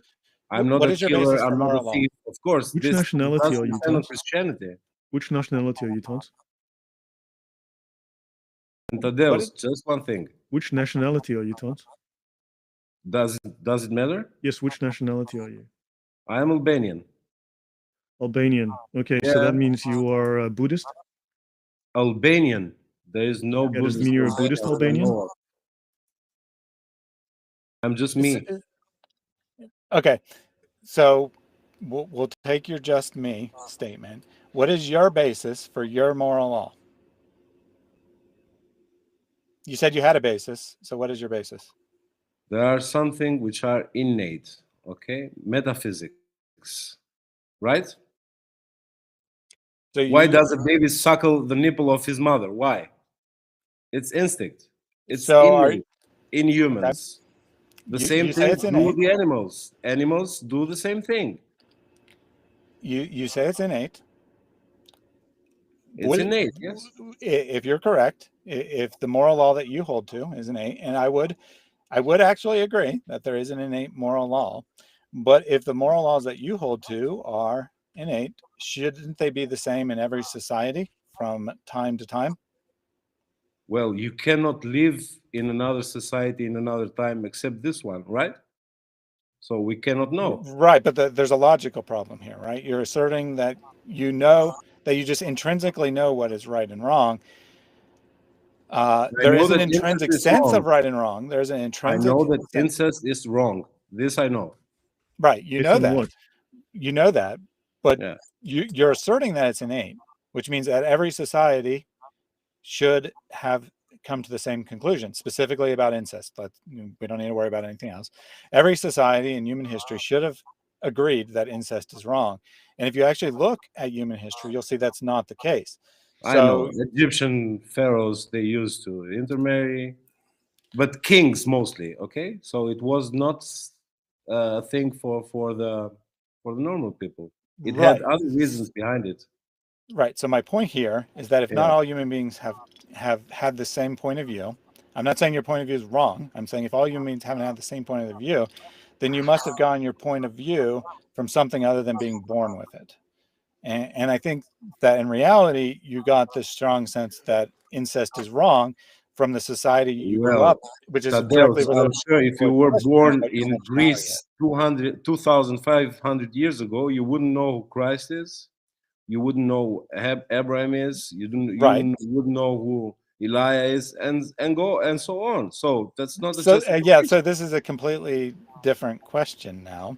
Thaddeus is going to keep moving the goalpost like this. Yeah, I want to give someone else a chance. I want to give someone else a chance to talk. I will be happy to take more of your questions, but I want to give someone else a chance to talk first.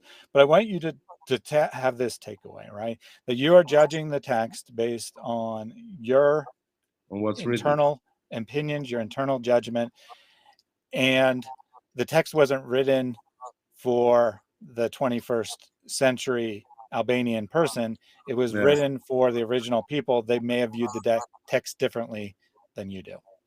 Yeah. Also, Thaddeus, Albania is up to 70% Muslim, by the way. It's a majority Muslim country. That's a false statistic. It's just nominal.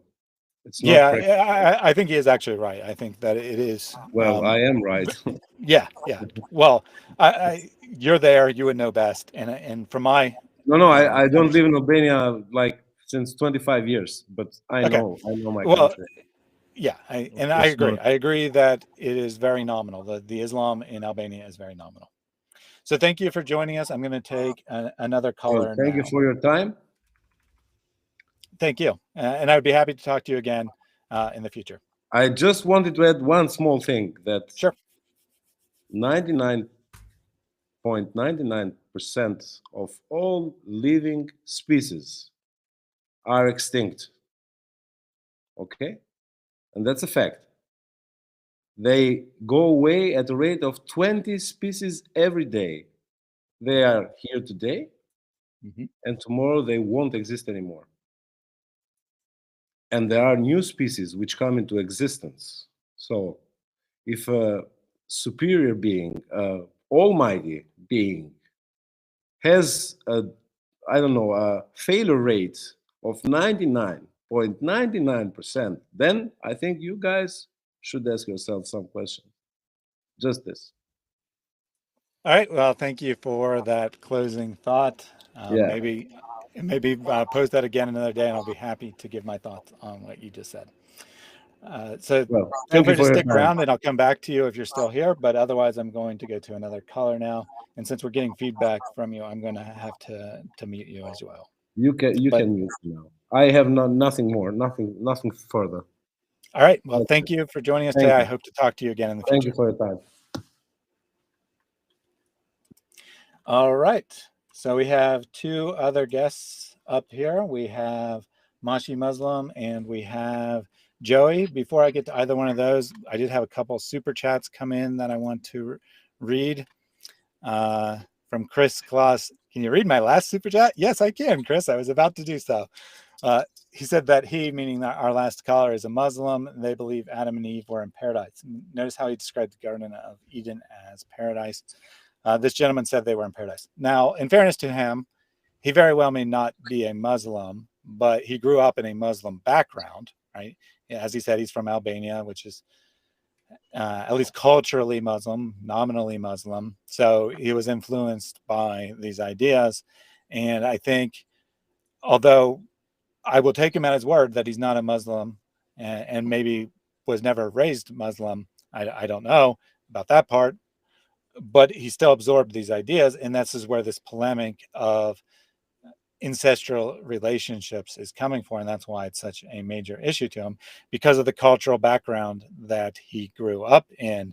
It becomes an important issue. If he grown up in a different cultural background, which was my point, he would view the issue differently because, I'm not saying that incest is right by any means. I'm just saying that it wasn't an innate belief. It was something that he inherited from society, and thus he didn't actually have a valid basis to criticize his interpretation of the biblical narrative. Finally, from Murray SWE, been watching Reason Answers for about a year now. Very thankful for your ministry. God bless. Thank you very much for that donation. Really appreciate it. The money is never the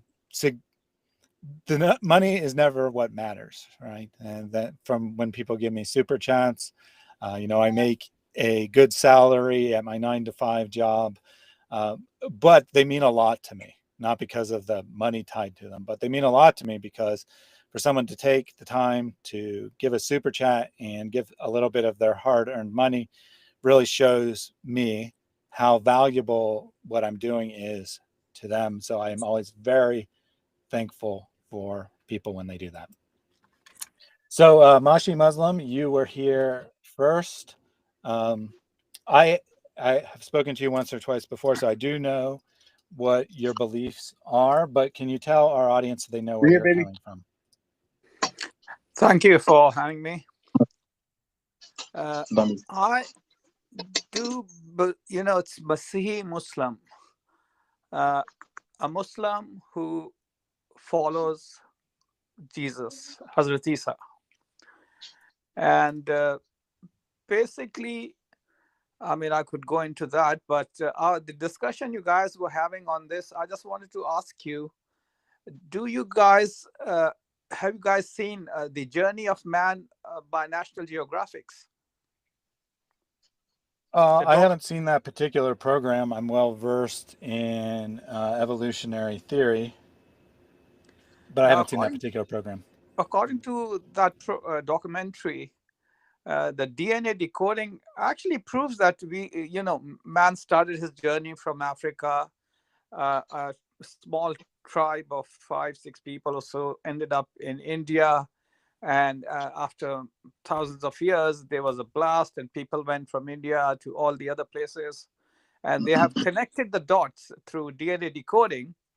So if one says, was there incest?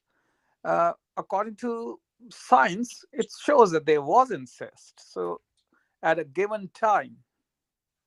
Now, again, if let's say we come to a place where the human is going to be extinct and there are only 2 people left and they happen to be brothers and sisters, would these 2 actually take the responsibility of carrying on the human gene and having mankind life go on?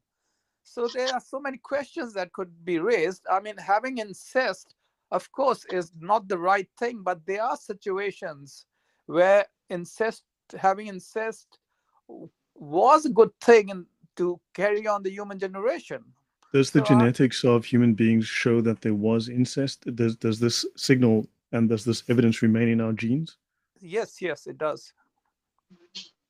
I'm sure that there was, one, I think you're probably not really understanding what the documentary was saying accurately, but did incest point in human history? Of course it did. I don't think anyone would deny that, DNA evidence or otherwise. Of course incest has occurred. I'm not really sure. I hear what you're saying, that there might be an instance where it's morally acceptable, and that's what I was trying to get at with Taunts, that even if he's correct about the interpretation of Genesis and everyone is descendant from brothers and sisters, children of Adam, and thus they're incestial,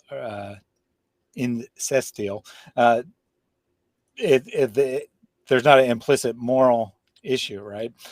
So I think you're agreeing on that point, but what did you want to talk about originally? Well, if I can mention something, I've seen other documentaries since, for instance, that there's evidence now, clear evidence, that the earliest human fossils show that according to the scientific study, that man originated in Europe, not Africa. Evidence is shifting away from Africa as the source. And for instance, there's the case of the cheetah, where there's clear evidence that there was an evolutionary narrowing, where there were very, very few cheetahs left, and those cheetahs inbred, and that evidence is implicit and explicit within the DNA of the cheetah. So you can actually tell that there was a single source, a very narrow DNA source that bred these cheetahs. And this remains today, thousands, tens of thousands of years later. So, I mean, I'd like to see evidence for the fact that humans are the product of incest. And also, why do we have new evidence that states that Europe is the source of man, not Africa?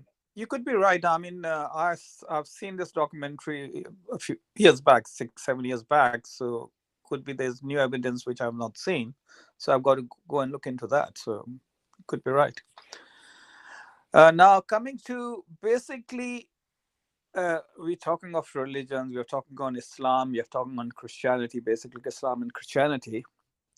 Now, what I would like to know, man's salvation as such, is it dependent on the label he carries or on the deeds he does? So the answer would be neither. So your two proposals were that salvation is dependent on what group someone's a part of, or based on what good deeds he does. Now, the majority, perhaps all of the world's religions, other than Christianity, teach some form of salvation based on deeds. Identity might also be required, but generally there's always deeds involved, right? That you have to do enough to earn your own salvation. Christianity teaches something entirely different. Christianity teaches that you can never earn your salvation by your good deeds. So your salvation is not dependent on deeds. You also don't earn salvation by taking on the label Christian. Rather, your salvation is dependent on your attitude towards God, your orientation towards God. You can have this orientation that everything from classic paganism up until recent cult inventions like, say, Mormonism, and that they all have the same idea that you're interacting with the gods, you're doing things to earn your salvation. You know, the exact things that count as a good deed vary from system to system, but there's always a set of things you need to do to get what you want out of the deity or deities in a polytheistic system. In Christianity, so that's one orientation, that I am interacting with the gods in order to please them, get benefit from them. The Christian perspective is that I am a fallen sinner. I am a person who could never please an all-loving God. So I don't place my trust in my own deeds. I place my trust in the work that God has already done for me. I am dependent 100% on his actions and 0% on mine. So whether someone is saved or not is whether they made that decision to place their trust in God as opposed to themselves. So basically, as far as I read it, salvation is actually more to do with human behavior with each other rather than your behavior with God, because there is a quote in the Bible which shows that this guy who was on the road, he was an unbeliever, and a Jewish priest passed by. He didn't take care of him. This guy, a Jewish priest who actually obeys the law and is a high priest, or if not a high priest, at least a priest. And then another guy comes who happens to be also a religious person. So their relation with God is pretty good.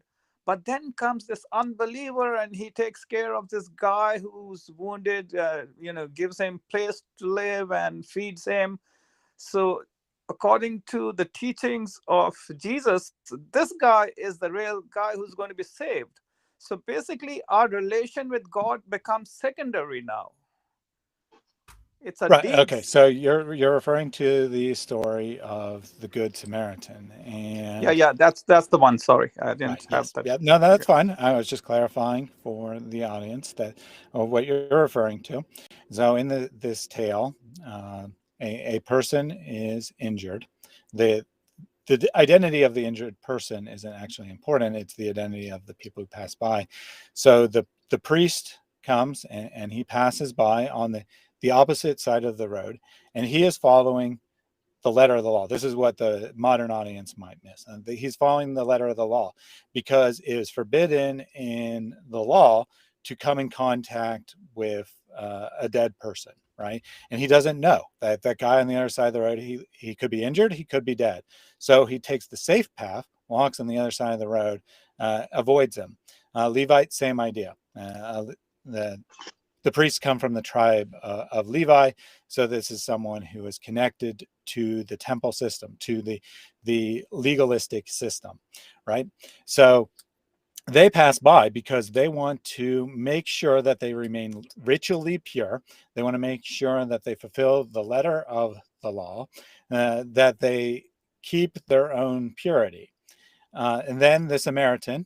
Now, the Samaritans are Jews that interbred with non-Jewish people, historically speaking, that these are Jews who married non-Jewish people, and thus were seen as compromising the law because the law does not allow for that. You know, the law says that you should marry a Jewish person.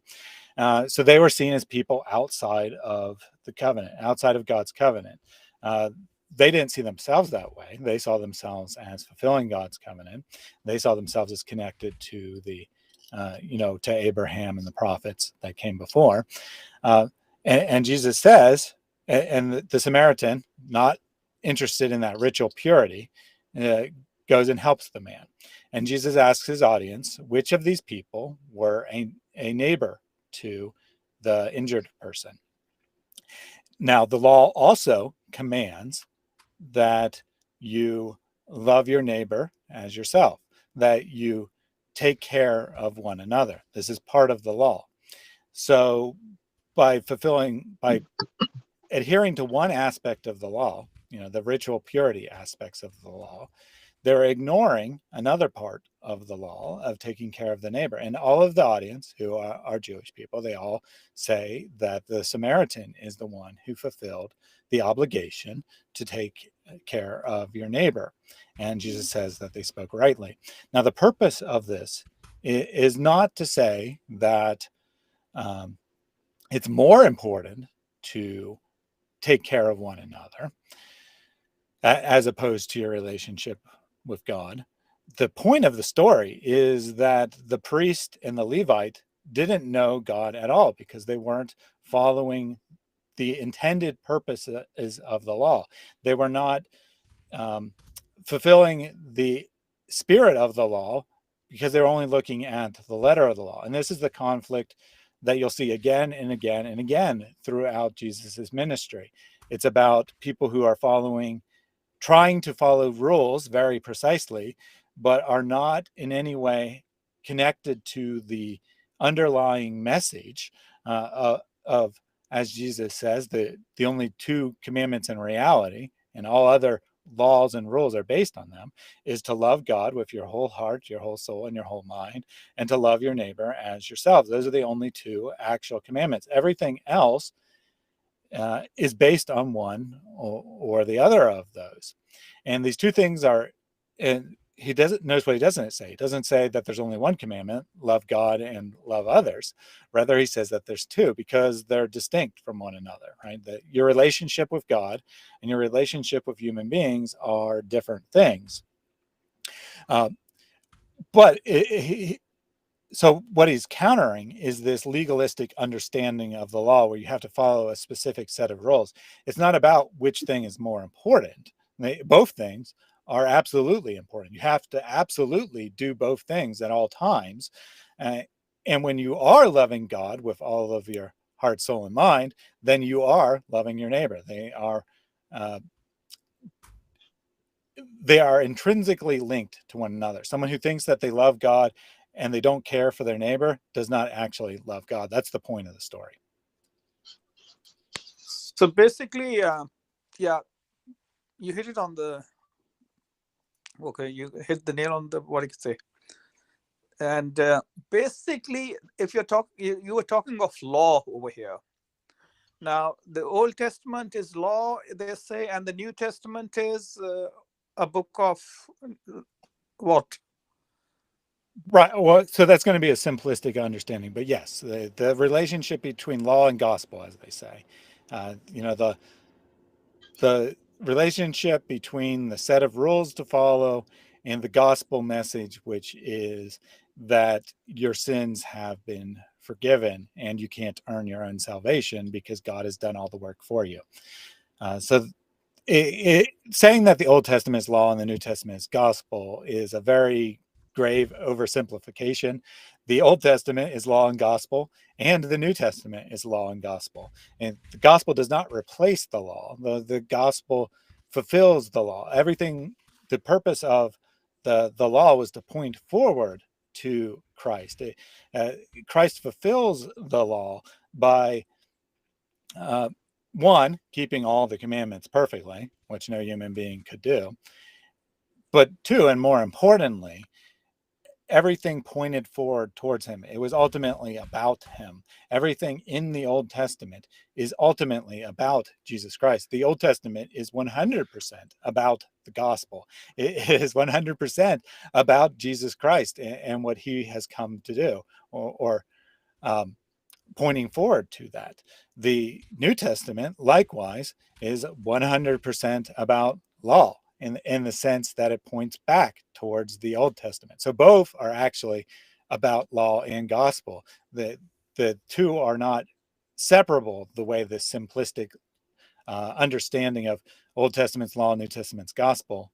I understand what that simplification is getting at, that you don't want to be legalistic. You don't want to just follow a set of rules. You want to have this intimate relationship with God and understand who you are, and that you don't earn this salvation by following a set of rules, but by your relationship to God. So I understand where it's coming from, but it's a gross oversimplification of our understanding of the text. This is basically, if you could allow me to share now, and for me, it's like law in the absence of enforcement has no power. Law in the absence of enforcement has no power. What I see it as now between the Old and the New Testament is that the Old Testament is enforcing the law, whereas the New Testament is saying, follow the law, not out of fear, but out of your concern for others. Basically, that's how I see it. Like if there's a stop sign, you come and stop at the stop sign, not because you will get a traffic ticket, but because you might end up hurting someone. That's the way you should be thinking about it. The law is there, but you do not follow the law because of fear. You follow the law because of your concern for others. That's basically my understanding of the. Yeah, I could agree with that. I would add this clarification, which is not a disagreement with what you said, that in the Old Testament mindset, that people often understood the law as a set of rules to follow so that they don't get themselves into trouble. That part is correct. And the New Testament mindset, we're not following the rules because we think we'll get in trouble if we don't follow them. That part's correct as well. The piece you're missing is that core to Christian thought is that we are freed from the so I want to word this carefully, right? We're not freed from the moral obligations of the law, but we're freed in the sense that we are no longer servants to sin, right? We are no longer servants to the flesh. We are no longer people incapable of following the law. So we have been freed from this legalistic understanding of the law because our salvation is already assured. So we can go and we can follow the law, not out of fear, but out of reverence for God, and we want to do it. It's not that we're just doing it because we feel obligated, but rather we are a new creature who's been endowed with God's righteousness, and we just naturally want to follow the law because the law is beneficial to all people. But the distinction here is not one in outcome, right? We're doing the law, and it is beneficial to people, but we're not doing it because it's beneficial to people. It's beneficial to people because it is from the all-knowing, all-wise Creator, and He has given this good law that is beneficial to people. But we're not following it because we want to benefit others per se. We're following it because we love God, because He first loved us, and thus we naturally want to do what His Spirit wants us to do. Now, talking of God, Christians take Jesus to be the Almighty God. Yes. Now, if a person is following the teachings of Jesus Christ, but does not take Him to be God, will he end up in paradise? So that's going to be a matter of opinion here. So let me be clear here. If someone does not adhere to Jesus being fully divine, they are a heretic in the sense that they're denying a core doctrine of Christianity. Furthermore, if Jesus is not divine, there's no logical basis that He can forgive sins. If Jesus is not God, He cannot forgive sins. However, what about the person who holds this logically invalid position where they believe that Jesus was not God, but that somehow He still died for the forgiveness of their sins and they still place their trust in Him? Is that person saved? And I would suggest that they probably are, even though they're a heretic, right? There's a difference between a heresy and damnation. I would suggest that you can believe in a heresy and still be saved if you are doing what the gospel requires, which is placing your trust in the salvation of Jesus on the cross. So basically, now if you are trusting Jesus as a Messiah and not as God, so that is going to be an issue. But now, It's yeah, go ahead. Yeah, it's going to be a logical issue for sure. And, a human being cannot forgive your sins. It's definitely a massive logical problem. Now, if you're talking of logic, then if we take Jesus to be God, then you said Jesus died for our sins. What does that mean? Because death is the end of divinity. Right. So this is a common mistake that Muslims make, that they commit what is called the equivalency fallacy, where they take one definition of a word and they assume that that is the definition used in all cases. Human language is complex. Often words have multiple different meanings, and only one meaning is in mind in the text. So when we say that Jesus died on the cross for the forgiveness of sins, we mean that He died in the same sense that a Muslim would agree that a normal human being dies, that it was the end of bodily life, but it wasn't the end of existence. God did not cease to exist when the end of bodily life, the end of the incarnated bodily life came about. But what does Jesus's death represents? What does it represent? I'm not quite sure I understand what the question is. I mean, are you asking what its purpose is? Is that what you're asking? Yes. What does it represent? So what does the death itself represents? Right. That's an excellent question. So when Jesus is in the Garden of Gethsemane, hours before the crucifixion, He takes the sins of the world upon Himself. He takes everyone's sins and He takes them into His own person. And then when the body is destroyed on the cross, the sins are destroyed with it. That those sins cease to exist, so to speak. That just as the ordinary human being who is perishing, who is not saved, just as when they die, their bodily existence ceases to be, and those sins no longer exist in this world, so too, when Jesus' bodily existence comes to an end, those sins cease to exist. They no longer exist. Now, if that was the end of the story, if the cross was the end of the story, that wouldn't be much of that. There wouldn't be much hope in that, right? God destroyed all the sins. Okay, great. Now what? Well, now what is that he rose from the dead in 3 days, that he conquered those sins. He didn't just destroy them, he conquered them. And they no longer have any effect over us because they were nailed to the cross, and those sins cease to have any validity over us. They no longer control us. They no longer determine our destiny.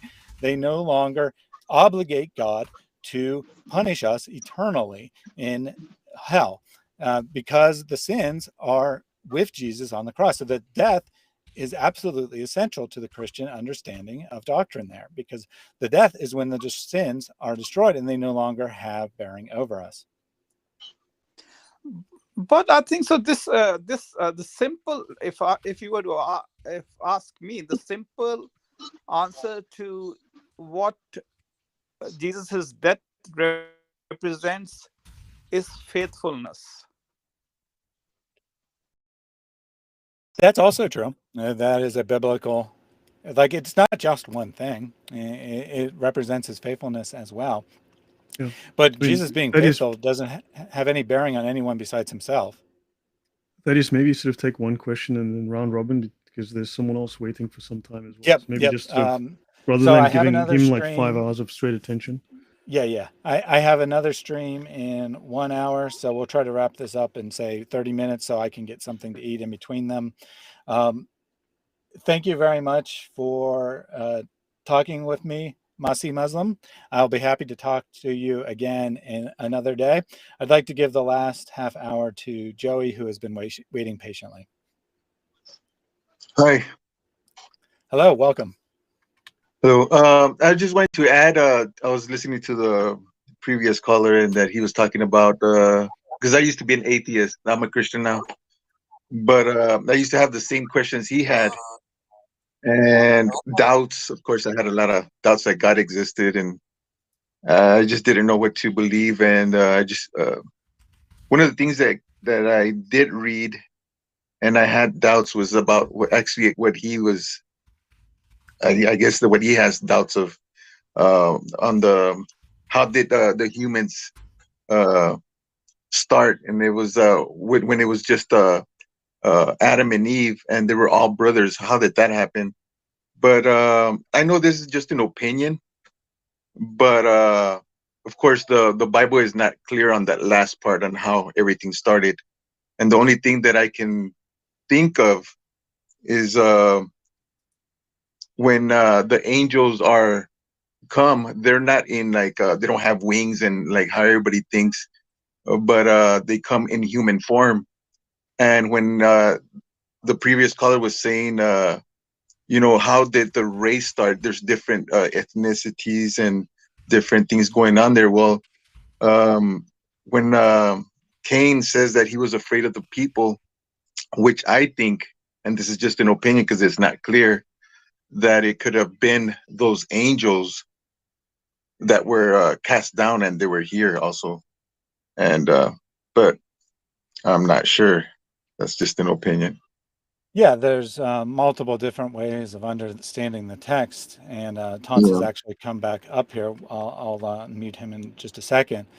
But this goes to the purpose of the text, right? Is the purpose to give us this precise historical picture about how things came about, or is it to give us this theological message, and that message being that human beings have fallen and utterly rebelled against God and continue to fall? It's not a one-time event. It's not Adam and Eve ate the forbidden fruit, and then humanity was screwed over, but we're just fine otherwise.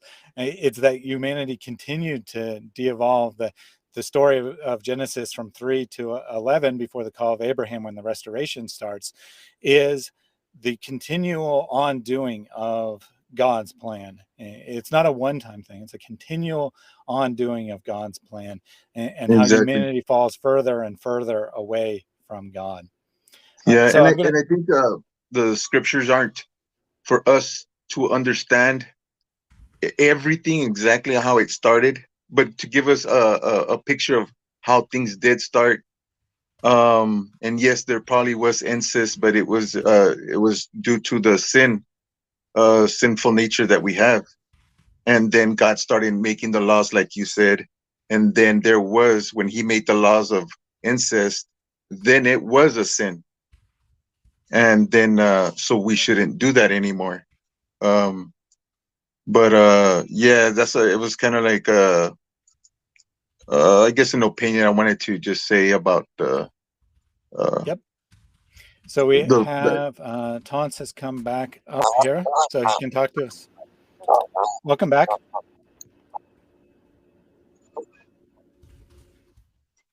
You there, Tons?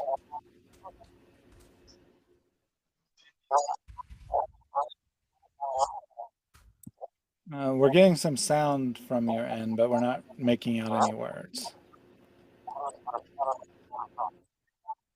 But I'm not sure if you're trying to talk to us or we're just getting background noise.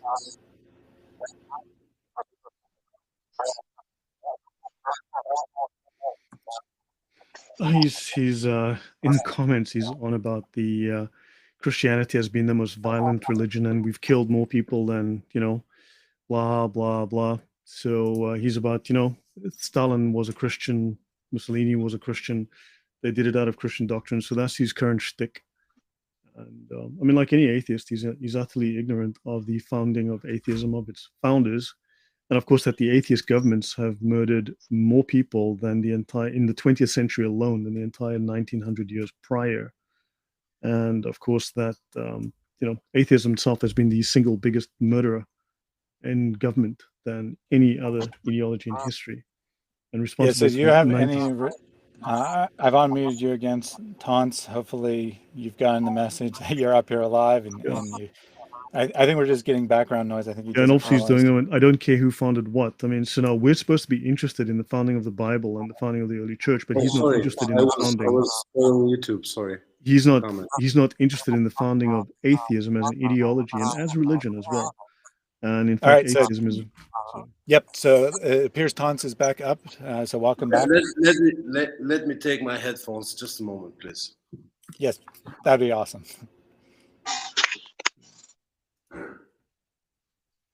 So we'll give him a second for that. We'll be wrapping up here in about 20-25 minutes, but I wanted to thank everyone who has come here today. The people who called in. I guess we didn't really get to talk to an Orthodox Muslim other than Safraz at the beginning, but I think we still had some really good discussions with atheists, with Masi, who is in some kind of Chrislam combination, and with Joey as well. So I'm back. Do you hear me? Yes, we hear you. Thank you. Okay, thanks. So I was reading some comments mostly from Lloyd on YouTube, and I don't think why do you, Lloyd, have this need to associate me to anything? I said from the beginning, right off the bat, that I represent only myself. All atheists say that, but atheists represent atheism. Atheism happens to be an ideology founded. So you represent the priests. You represent the priests who rape children. Do you represent the priests who rape children? Is that something that is written specifically and explicitly within doctrine, or is that a crime and a sin? Is that something Jesus recommended that everyone do, or is that actually a violation? Did Stalin say, "I am God, worship me"? Did Stalin say that? More or less, yes. No, there is no more or less. So either was said that Stalin an or atheist? wrote it. Yes. Is it compulsory for socialists who join the Communist Party to be So you don't know atheists? that Yes, it is. Stalin was a monk. He studied in Stalin a left the prison. church when he was 19. He abandoned the Christian church and decided to adopt socialism, which is an Supposedly. atheistic religion, which was started specifically in the 1820s as an atheistic religion. Now, atheists are completely ignorant of the history and the founding of atheism. But I don't care So, about the history and yes, the no, founding you're of- going to have Well, to care but you because you're a said that you rational cared atheist. about the history of the Bible, So, right? yeah. So what's the difference? Because you have a cross, okay? And your name is Reasoned Answers. So you Right. want to represent your religion, correct? So Right, atheists I happen to do. represent Right? atheism. I don't want to represent anything except Well, myself. then you have to Oh, accept well- the fact that your deen, your religion, happens to have been the most murderous, genocidal But form of that's the government in the last 1900 okay. years. Okay. So You tell do me need to again. understand, this When is is atheism. Tell me again, please, Lloyd. When was atheism founded? Say it again. The year, please. Modern atheism was founded Yeah. just before the French Revolution. You're looking at the mid to late 1700s Okay. when modern atheism as a doctrine. Okay. So an all ideology was all founded. the Europe Now- kings, all the European. Also, Wait, actually, just a Teddy, moment, should I bring please. up the slides and we can actually, because Just these a people moment. will I be don't telling need me a any story. slides. Just a moment, please. All the European kings and reigning families who fought every single day of their lives, every single day there was a war somewhere in Europe, they were atheists, based on your opinion. Atheism actually is I a know, revolutionary religion. Atheism is a Charles revolutionary V of religion Spain. because So, Hans, if Charles- you're going to ask a question, let us answer it before you go on to your next. atheism No, is a because revolutionary he religion. doesn't want to answer. He starts No. from 1820, but the world has existed for at least 5,000 years. We're Right. discussing Okay. modern So I think what you're getting at, right, is that atheism as a movement didn't exist prior to the 17th century or whatever. Lloyd says that. And right. Not me. But what you're getting at, that therefore anyone who existed before that period obviously is not an atheist. Of course Therefore, their motivations for the wars they fought and whatnot is not atheism. not. Of course not. Right. So that's what you're trying to get at. Yeah. Well, I would say that there were individual atheists before atheism was a movement, but I wouldn't say that everyone who was involved in war was an atheist. And by any means, I'm not making that argument. The argument here isn't that atheism is bad because atheists have done bad things. The argument here is that there is a near one-to-one correlation between a society becoming atheistic and violence, because once you deny that human beings have value, this is an implicit implication of an atheist belief system, whether you adhere to it or not. It's an implicit implication. Once you deny that human beings have value, that once you say that human beings are just an accidental biological process that is no different than another animal and ultimately very little different than a rock, then there's no basis for saying killing someone else is wrong. And if you actually take these beliefs seriously and you actually go to the implications of them, then you'll say, what should I do? What should I do? I should do whatever benefits me the most, even if it harms someone else. And that's why these communist, atheistic governments massacred literally millions of people because they didn't think those people had any value anymore. And it's directly related to their atheistic beliefs. Is the individual atheist following that? No. 90% of atheists are not consistent with their own beliefs. They act as if human beings have value. Also, They there is act no as if there prohibition. are moral principles, even though there's no basis for them in atheism. That is the argument being made. And also, there is no prohibition within atheist doctrine against genocide. There is none. And in fact, atheist governments, if you look at the 20th century, Lloyd, I must in the 20th century, there were numerous atheist governments. Those atheist governments murdered more people in in 87 years in the 20th century than in the previous 1,900 years. So And the other thing that atheism killed. So Genghis Khan, was he an atheist? We're discussing atheism, the founding of atheism. No, we are not In the- discussing the Yes, founding we're of discussing the atheism. You founding are of atheism discussing it. about I 270 years ago I as a modern didn't ask ideology. anything about it. So You just changed topic and we do you have a landed on atheism. You were I trying to wanted to deflect. right. say, So we I we wanted have to it. say just a second, Tadeusz, Okay. please. Go ahead. So, Lloyd, I think he lives in the Netherlands. Okay, his ancestors were slaves once upon a time. This is a typical Abdul polemic that you're using. I'm not a from other Muslim. Abduls. I'm not a Muslim. Sure, you're not. Sure, you're not. Right. Well, Muhammad is a This is a- pedophile. Okay. okay. Muhammad is a pedophile. Okay, so I only have a few more pedophile. minutes. So Just- he wants to interrupt me. He wants to interrupt me. Yeah. Okay. So let me just If make I this can clear to talk everyone. without- Let me just make Yeah, this clear yeah, to yeah, everyone, yeah. including Lloyd. All right. Yeah. So I want Taunts to give his final statement, question, however you want to phrase it, because I do want to get off soon, and I want to give Saeed, who just joined, the chance to at least say something Yeah. before we go. So if you could, Can I add Lloyd, something? don't interrupt him. Let Taunts finish speaking, and then we'll answer him, and then we'll move on. So I'll start with repeating myself for the last time. I don't represent communism. I don't represent atheism. I don't represent Islam. I don't represent Christianity. I don't represent Albanians. I represent only myself. So everything that I say starts with me and ends with me. I don't need no quotes. I need nothing. Nothing. Zero. The point of the matter is this. If something in its genesis, and I'm using this term for the sake of the argument, in its genesis makes no sense or has a repulsive sense into it, then what comes after shouldn't matter. It's wrong. It would be the same as I come at your home, Tadeusz, yeah?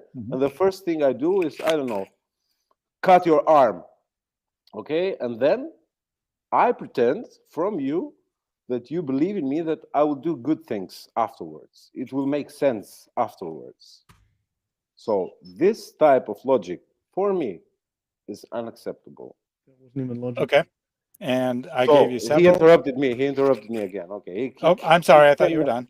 He cannot stay. He cannot stay. So I thought you were done. Sorry. The argument was my first question. Incest in the Bible. If we humans are a product of incest, then for me, just for me, automatically, that religion which states that we are a product of incest is unacceptable, is unjustifiable. End of story. Okay. Just that. Because people put big words in their mouths, they quote and they quote and they quote, but none of you, not me neither, we weren't there in Galilee 2,000 years ago to see the miracles happen, to hear the preaching. We weren't there. We just believe what other human people said afterwards, what they wrote, much afterwards, 100 years later. He's going to continue talking forever. So I don't care who founded atheism. I don't care about it. And Mussolini and Hitler, they were both Christian. The motto of the King of England is Dieu et mon droit. That means God and my right. It still is. It still is. That is the motto. They claim to be religious people. I don't. Okay. So let me just answer this very briefly again, because it's basically the same thing we went over the first point. I give you multiple reasons to believe that Genesis, the first book of the Bible, doesn't teach incest. You said just now that the genesis or the foundation of a belief system, if the foundation is corrupt, then you can't believe anything that came after, which is ironic because you told Lloyd you didn't want to hear about the foundations of atheism. And I don't represent atheism. That's why. Right, you don't represent Christianity either, and you wanted to hear about the foundations of Christianity. Which, incidentally, the foundations of Christianity are not. Do you call yourself a Christian? I call myself a Christian, yes. And the foundation. You teach Christianity. As a non-atheist or whatever he is, look, you were utilizing standard atheist polemics. Now, of course, the socialists were instructed, especially under Lenin, who really made it explicit that this was part of Marx and Stalin and all of these atheists, that socialist groups were to spread the propaganda of atheism. And propaganda of atheism was specifically a polemic against Christianity. Now, what is the difference between the ongoing communist propaganda against Christianity, which is a polemic against it, utilizing these arguments, and the standard atheist argument? How do we distinguish between your personal views against Christianity versus those of Stalin, Marx, Lenin, Mao, Engels, and others who were teaching this and having their acolytes spread this?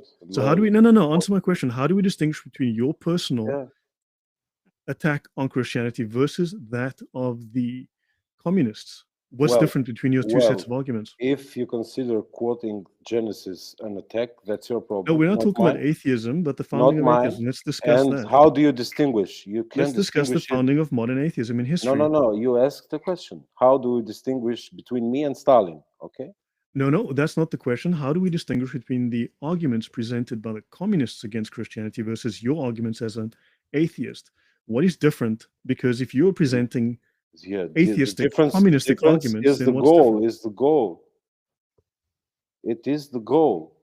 For me, you can believe whatever you want. No, if your arguments are identical you to can those preach of the communists, whatever you want. For me, you are a free man as much as I am. I like atheists some do not kind of believe in free music. will. Believe in mechanical. I like some kind of music which probably you don't like.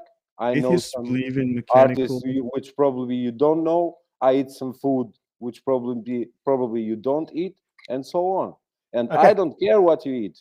Atheists don't believe in free will. Atheist doctrine does not teach free will. You are a free man. You can do what with Atheist your life. Doctrine does not teach free will. Okay. But I don't represent atheists. That's, right. That's the thing. I said it from Why the do you call beginning. yourself an atheist? Then you believe the fundamentals of atheism. No, I don't. Stop talking. I believe my fundamentals.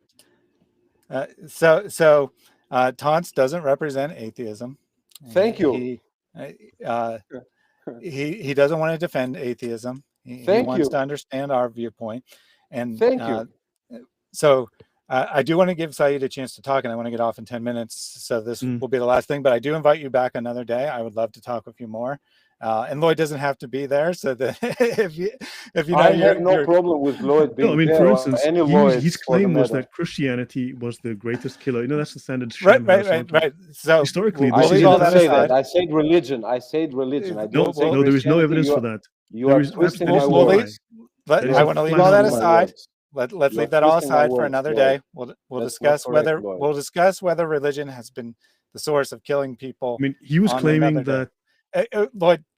I got it. Okay. He's very angry. I just want to leave you with. He's angry. He's touched. No one's angry. No one's angry. You are too sensitive, Lloyd. You are too much sensitive, my man. No. You lie too much. Relax. So this is my final comment to you, Tons, and I'll talk to you another day. We can talk about the violent history of religion or whatever you want to talk about. But you said that we shouldn't believe in Christianity because of what Genesis chapter 2, chapter 3, whatever teaches about incest, or other places in the Bible that teach about incest.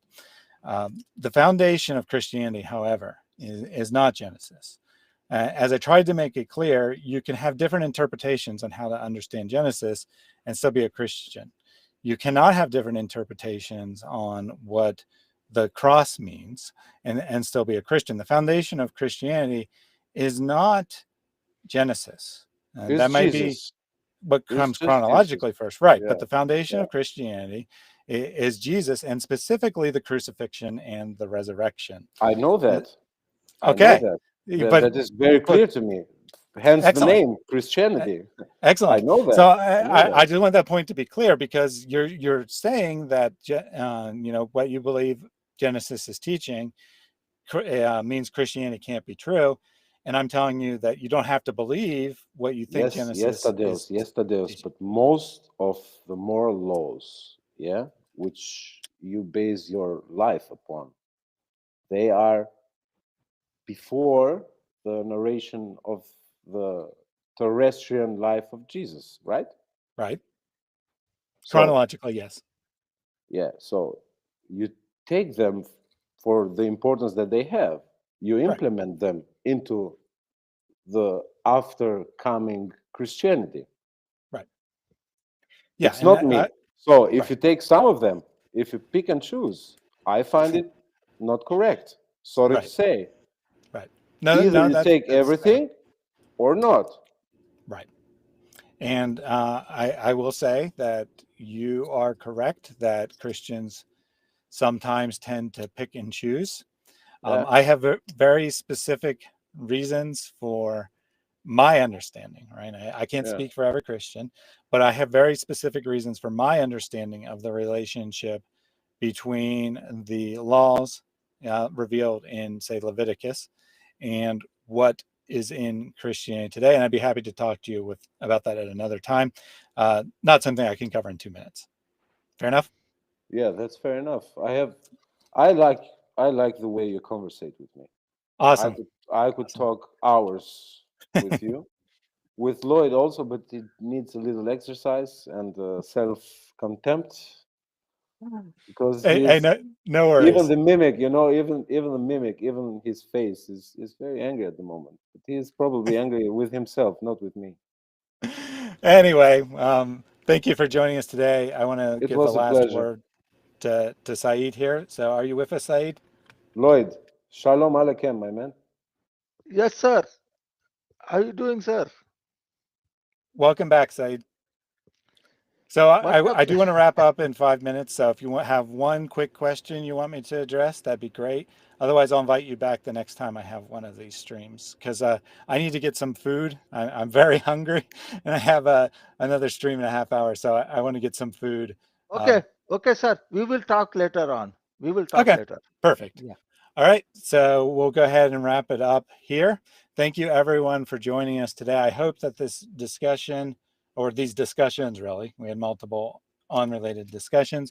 I hope that these were beneficial to people. I hope that everyone enjoyed this, and I hope to see you all again for the next time I have one of these open streams.